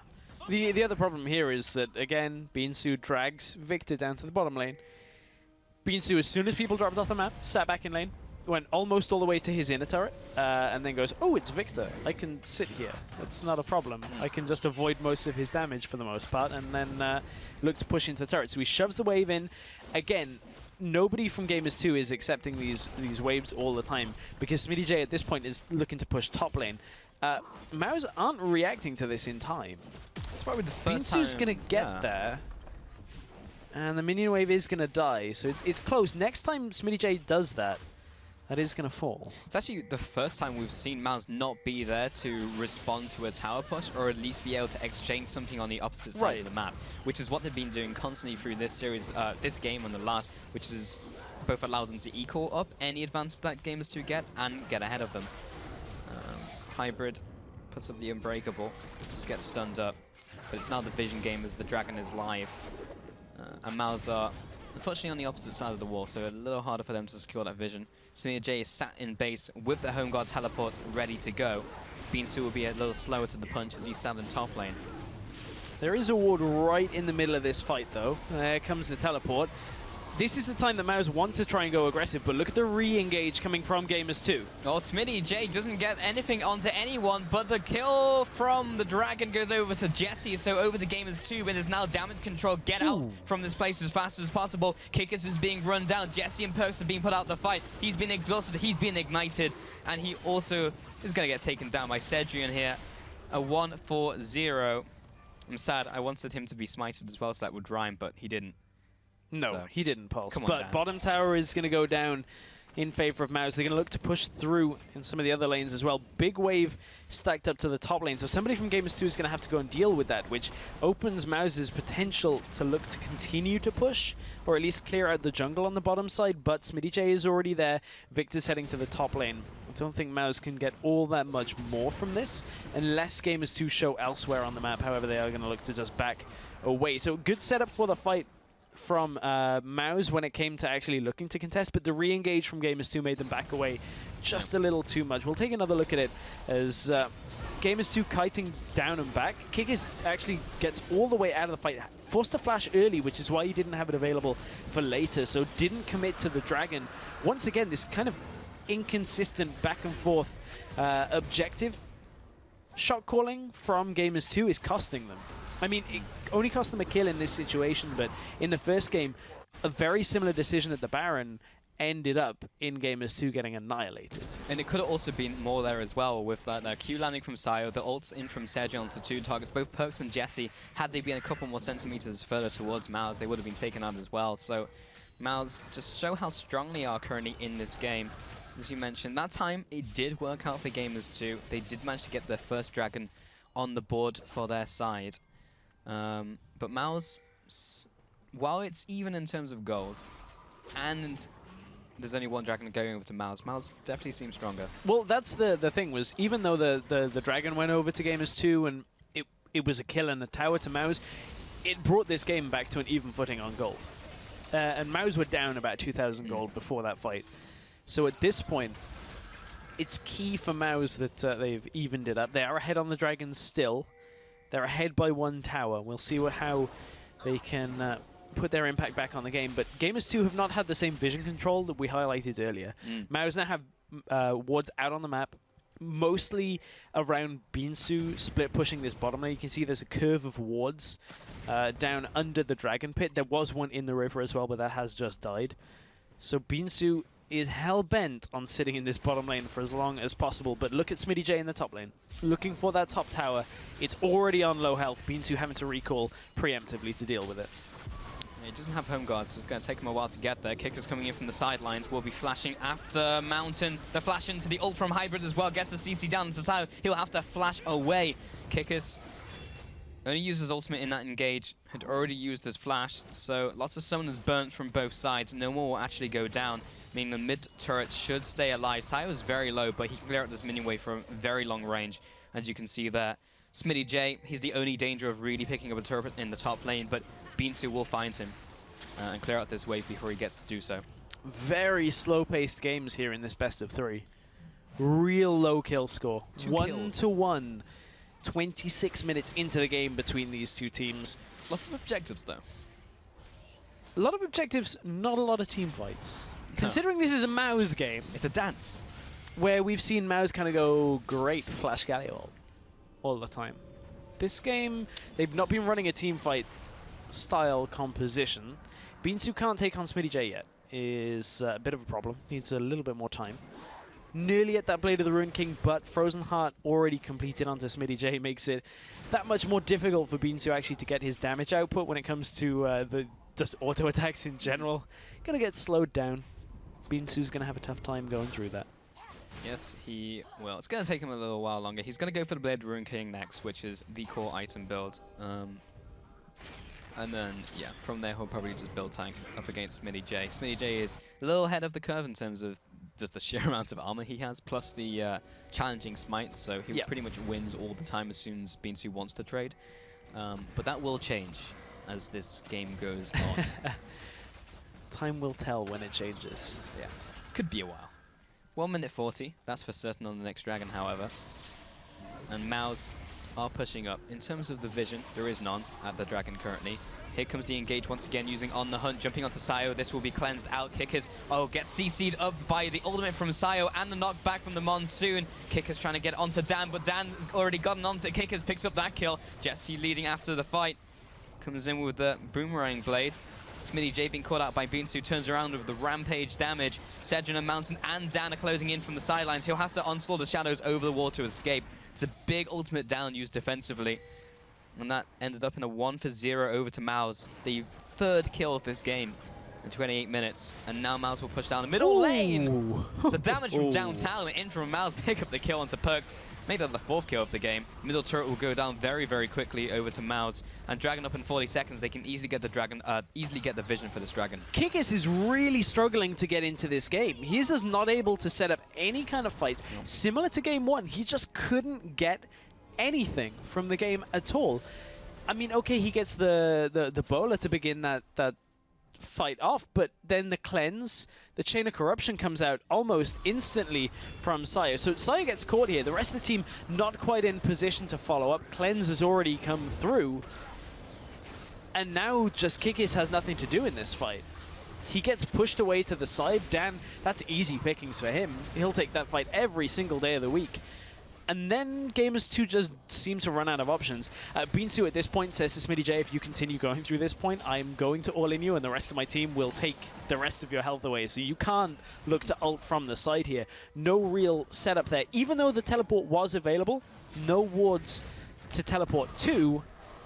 And down goes Perks in the middle lane to round it all out. Death Ray, big one. That's all they need. 4 towers to 2, currently 2,000 gold advantage, 1 dragon advantage over 2 Mao's in this game. That is the Muramana completed in the mid lane from Sayo. He's got the Last Whisper, the double Trinity Forces in from Mao's, plus the Blade of the Ruined King. Lots of completed items currently in from Mao's. Gamers 2, meanwhile, not too much of a change since we last saw them. Binsu in the top lane now trading up against Smitty J. Does he have the damage now of these 2 items? Looks like that's going to be the case, even with the smite. But the turnaround from Smitty J using the E and the ultimate as well will run down the Fizz. He'll be able to get the top turret, but maybe his team will suffer in the meantime. Kickers again jumping into that back line, but CC'd up and CC'd down, so he can't get any kill to happen. That's the top turret coming out from Smitty. Someone is going to have to recall to deal with him. At the in the near future. Yeah, or they can just run Binsu is not able to deal with SmittyJ head-on at this point, and if it keeps going this way, I don't know how long it's going to take him actually to be able to deal with it at all. They got SmittyJ through the early game, and now Binsu is struggling to have any impact in a lane that SmittyJ is sitting in. How do you then utilize this Fizz if every time SmittyJ just sits opposite you? I don't know. The Dragon going over to Mouse puts them on to the count of 3 Dragons right now. They're playing 4-5 Dragons. That is how they're going to look to close this game out. But that means we've got another 12 minutes on the clock realistically before Mouse really can start getting their objectives under wraps. Yeah. And from a team that was very much a team fight team, has now moved to a team with the team fight and Binsu in the top lane with the 1v1. But if he can't 1v1, it's very much a problem going up against the FLICKR. Yes, he's got those 2 items, but now he needs to start getting defensive items against Smitty, who will be armor. But he's still itemizing pretty much just for this 1v1. So yeah, I guess, yeah. The question is, how long is it going to take him to itemize to get to a point where he can 1v1 consistently SmittyJ? I mean, SmittyJ in that trade did juke out the vision and then get the turnaround with his E, but the end result of that trade was going to be pretty similar, no matter how that really turned out. Yeah, very true. I mean, there's 2-level advantage on SmittyJ right now as well. That is something you have to keep in mind, 17 to 15 in favor of Gamers 2's top lane. However, jungle 2-level advantage in favor of Dan. So it's kind of swings and roundabouts all around. Victor has just got his level 3 ult at level 16 as well. So Gamers 2 do have a few things still going their way. The thing they have to avoid now is that Binsu doesn't teleport into the back of the fight and just catch Jess's or Perks out. Just get onto them and blow up a carry, because even though this is the Bruiser setup of Fizz, which tends to build a little bit more tanky than you know we've seen Fizz build in the past, it's not the Cinderhulk Fizz. He will absolutely chunk through a carry if he gets there. Yeah, Binsu has definitely gone for a more assassin build here with that Blazer Rune King. Kickers, though, trying to assassinate Dan in this mid lane. He'll be repelling up, and now the teleports are coming in from the top lane as SmittyJ gets a big ultimate onto the back line. They're only CC'd up temporarily, though, before they take him out. Kickers now backing off. Perks places down the gravity field. The chair comes out from Hybrid. Sejun looking to chase them down, gets the Unbreakable up. Blocks out some of this CC, some of this damage, but the 1 kill going over to Mouse maybe is enough leverage for them to push down the middle lane. Well, with this poke setup that they've got, it's going to be real tough for Gamers 2 to sit opposite the Mouse lineup, as Braum isn't going to be enough against Varus. Braum works pretty well against Jace, because Jace is limited on his poke by the Shock Blast through the acceleration gate duration. Problem with Varus is Varus only has about a 2.5 to 3 second wind-up and cooldown between his Qs, so it's not like you can block out all that many of them when they're sat in front of you. That is going to be another turret going down in favor of Mouse. And honestly, if this keeps going this way, if Gamers 2 aren't able to deal with the poke coming from Mouse, this could be a fairly swift end to the game. Jesse is... oh, name changes. Name changes. He's caught, but he's flashed. He's so less caught, but now SmittyJ is more caught as Mouse are catching up to him. Gets to change the corruption as well as he's retreating. Venomous Bite will be enough to finish him off. And SmittyJ just exchanges places with Jesse for no real reason. Yeah, no real reason. Take me instead. Ah, dear. Dear, dear, dear. This is quickly falling away from Gamers 2 at this point. And remember, Gamers 2 are our #1 seeded team. Mouse are our #4 seeded team. This would be a big upset with regards to the seeds coming into it. Looking at how both teams have played, I don't think you'd say it was an upset at all in this series. But certainly at the end of week 5, if you'd have told people Mouse would be this convincing, I don't think they'd have believed you. Would have told you were crazy. Kickers jumps into Dan, and they do get the Spider Queen down. Sejun and the rest of his team are lagging behind there. This might be enough to make some sort of play happen. SmittyJ does not have his teleport, and he's going bot lane to clear out the farm, which means his team really can't go for Baron. Binsu's trying to chase after Jesse. Should be able to pick up this kill. Sejun walks straight past the bush where there is a stray Rengar sitting in there, but Sayo's there to back up Sejun, and they take out the cat before he can get anything done. Binsu now chasing after Hybrid. A poor defenseless Braum, but now there is a SmittyJ behind him, which is far from defenseless. Sayo will be able to poke him as he aggresses towards them. 2-for-1 trade over to Mouse, just purely from chasing them down with the recalls. Cedrian's heading bot lane right now to push through that tower and make sure that they get something from this. Dragon coming up in 35 seconds as well means that MOUZ can secure the vision and look to set up for a pick onto Gamers2 to take the 4th Dragon for themselves. I mean, Gamers2 play that really greedy recalling around the Baron because the Rift Scuttler vision was already on the side of MOUZ. So you can assume that there is some essence of vision control around the Baron as it is for all the wards. You're being greedy recalling, just sat in that the pixel bush in front of Baron. I gotta say, some pretty good clarity out from MOUZ, and specifically Cedrian there. Just after all the dust had settled, they picked up some kills. It was like, well, I'm the AD carry, I'm on the opposite side of the map, but I know the team, or the enemy team is way far away. I can just take bottom turret. But on the other, rarely see that. The other side of that is Gamers2 have had really cloudy decision-making. Right. They've not been clear on any of their decisions in both of these games. Very rarely have we seen Gamers2 make a play that is really worked out effectively. Oh, great Monsoon in from Mountain has basically stopped all of the engage from Gamers2. Dan is not even going to die from this, or maybe he will. The ultimate coming in from the mid lane and from Perks, but now Smitty J is getting chased down with the rest of his team. The Cocoon lands onto Kickers, and so does the Piercing Arrow. Cedrian now chasing after Smitty J. He's stutter stepping perfectly in with the ultimate as well. Gets him finally with another kill, a 3-for-0, plus the Dragon going over to MOUZ, a 4-for-1 in total in terms of those Dragons. Now Baron is up for the taking. Jesse is trying to run through that path. Perks as well is just coming out from base. This game is MOUZ to lose. It absolutely is. Jesse's going to try and pick somebody off. If he can get Dan, it stalls out the smite, but this is a one-way trip, Jesse. I mean, it was a good attempt, but as soon as Dan realizes he just needs to swap into Spider Form and Repel, and all of that is gone, and he reacted too fast. That fight that we just saw coming from, it is enough actually to stop MOUZ. Looking at how low Dan's health is and the fact that Perks is still alive, they have to back away from this. One stray laser would pick him off.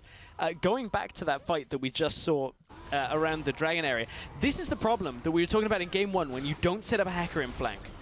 Into a Janna that you know has ultimate, and obviously in these tight enclosed spaces will land a Howling Gale on you. If you don't have a flank, the front door is not going to be the option for you. It will not work out in this situation. And the shot calling to make that fight happen for Gamers2, this is night and day between what we saw against Team Dignitas for Gamers2, where we said their shot calling was very good. Kikis fixed their shot calling. This shot calling is not fixed by any sense of the imagination. I mean, in what reality does a Hecarim and a Rengar jumping onto a Janna not going go head badly? on? Head on, where you can only come in through one angle. Yeah. It just seems like a really desperate attempt. And it didn't have to be. It didn't have to be desperate. They didn't need to get to this point. But again, Kickers and Smitty J are going to try and jump onto the squishy back line. Again, they're going to disengage using the Talisman. And again, Kickers' ultimate is down for a very long time, so is On the Hunt. And every single time they use this combination, it just doesn't work out. And the big problem is that Gamers2 are trying to somehow come back into this game. They know they have to try and make a play. And the opportunity is not presenting itself to them very often. If they can't make a play, MOUZ are inevitably going to get to 5 Dragons. And we already can see how far ahead MOUZ are. They've read where G2 are right now, and Sayu is managing to kite back. Well, there's Chains of Corruption onto 3 players. Repel comes up and down, will retreat back to his team to take out Smitty J. The Chaos Storm comes down on top of the Spider Queen, but she's away. Beansu is into the back lines. He's looking for someone to assassinate. It's going to be Kickers this time around. Gets him with a Blade of Ruin King, smites him as well. Mountain just needs to get in there for an auto attack. It's actually just the Mistral Barrage coming in from Cedrian. A 2-for-0 again in this trade from Mountain, from MOUZ and Mountain. And we just haven't seen one single fight in this game go Gamers2's way. This game has slipped completely out of Gamers2's control right now. And, you know, these fights, Smitty J is going in, the rest of Gamers2 is going out. All of the time. And it means Smitty J is just getting picked off time and time again. Compare it to Beansu's Hecarim from the last game. Beansu had such a better game comparatively, and now we've got this fight around the Baron. We'll see whether MOUZ can secure this one. They do. Yep. And now they're just going to try and chase down Gamers 2. If they can pick up any more off of this, they will probably crack that inner shell of turrets. This is so difficult to deal with right now for Gamers 2. Mouse will just use the accelerated recall back to base. Let's just see that catch once again that set up that Baron though. Smitty going in. Kickies is already going out. He doesn't want this fight. Hybrid is kind of just preventing the damage from coming, and the rest of the Gamers 2, they're umming and ahhing all the time around this fight. Nobody is committed, and Smitty is gone, so everybody has to back away. Nothing can be done by Gamers 2 in this situation here to turn this team fight around. It's good damage onto a support, but when your carries are just getting picked off, drop down in health this fast in the game, I don't know how you can actually turn this one around. The comparison now between Beansu's Hecarim 704 in the last game was up 5,000 gold. Smitty is 1-4-1 and down 1,000 gold on Beansu. I mean, yes, it's a different matchup, but this taking the Hecarim away has not worked for Gamers 2. And the problem is, it's only a best of 3, and this is game 2 when you're 0-1 down. Different matchup, different circumstance, but they picked the pick to take it away from Beansu and make something happen with it. And ultimately, he hasn't done anything at all. And speaking of which, he has been caught out in the middle lane. He's fairly tanky, however. But yeah, has not yielded a whole lot of results other than just stopping Beansu from running rampant all over that solo lane split push. Sayo and the rest of his team, they're just setting up the preemptive vision for this dragon. It's 5th dragon, so they do not need to make any proactive play at all. They can just sit back and wait for this to happen. Oh, well, they're going to try and make it happen. Is it going to work from Gamers 2 this time around? Another engage. Hybrid this time is on the front lines. The support gets blown up. Dan is taking a lot of damage. Sejun's on the front line, but apparently it doesn't seem to make any difference. And Gamers 2 just simply do not have enough in the fuel tank to make anything work. And now Mals are making a very smart decision. They're just going to run down the middle lane, cut Gamers 2 off. They know that Gamers 2 can't take them in a head-on confrontation. No, there's absolutely nothing they can do, and they're going to get poked out. They've been routed out of their base already. Now they're onto the inhibitor turret with this Baron buff, which doesn't actually do anything for them right now because there's no minions there to buff up. Maus are just brute forcing this down. They take the tower, they take the inhib, now they'll just back off. Dragon is in 8 seconds. Hybrid is down for the count. This is a 4 versus 5. The only thing that is going Gamers 2's way in this single scenario is that Dan is chunked. If they can make something of that, that might work. Smitty J coming in for this very last TP, but it has been scouted out by Mouse. They already have that walled up. They'll turn around. They'll stop that engage from happening. Now Kicker's off to the sidelines. He really needs this steal to happen. Otherwise, this is curtains for the team of Gamers 2. The Dragon is going down. Mouse are trying to make it happen. It's smited down from Dan. That's Aspect going over to Mouse Sports. And Kickers gets chunked out of the fight. Jesse dies as well. Smitty J called off away from the rest of his team. That's the 3rd kill going over. Yes, they killed Sejun, but it doesn't matter in this circumstance. Dan looks for the kill onto the retreating Perks. Doesn't quite get him, but this is probably going to be game here for Mouse. It is an absolutely convincing performance. This one was a little bit closer out from Gamers 2, but Mouse in both games have looked far more consistent than we've seen from them the entire split long, and they're pushing on to the Nexus turrets, and only 2 members of Gamers 2 are there to defend. It will not be a successful defense. Mouse Sports have turned up in this one stress and take this series 2-0 over 1st seed Gamers 2. They make short work of them, and Mouse Sports will be heading to the finals. That is a result that you look at all the numbers from the entire split, the play styles from the entire split, comparing especially the last couple of weeks. That is some growth that from Mouse that is at the right time. The opportune time to pull out a performance like that is in this first round of the playoffs, because Mouse, at a minimum, now have a shot at the LCS. Yep. At a minimum, they're in the promotion tournament against either Gambit or SK. And that Mouse looked more solid in their execution in the majority of games 1 and 2 than I actually think we've seen at times from both SK and Gambit.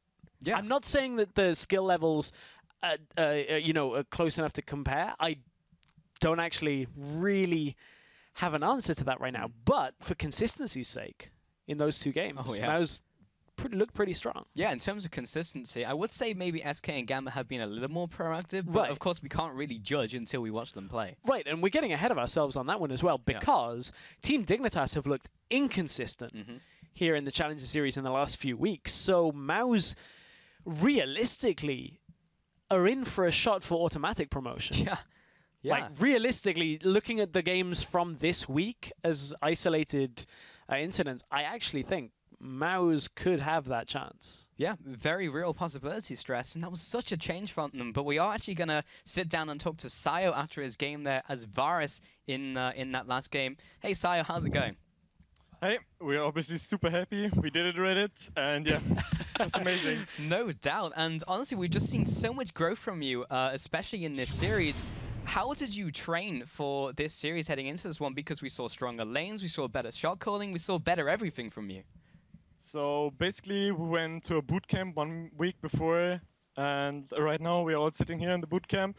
And yeah, we had our coach with us, and he gave us coaching, like super good coaching in game, helped us with everything, all of our issues. And in scrims, it actually didn't go as well, but I don't know. Today, everything just worked out, and yeah, we were all so focused, and it just feels great. It's amazing. So you guys had a lot of emphasis on dragon control and objective control. Is that your primary focus that's come from your bootcamp? Yeah, kind of. We were just trying to not go for unnecessary risks, not to go for the plays, but just play to our strengths and don't greed for anything, because that was our main issue, that we were greeding now and then. And we just want to tell ourselves to stop it and just go for the safe things, what we can get for sure, and set those objectives up with it. And yeah, that made us just win the games. Were you expecting Gamers 2 to play like that? Because that was also a very different Gamers 2 from what we've seen, especially with Kickers in Week 5. You guys must have been preparing for this game and thinking they must be very proactive in that early game.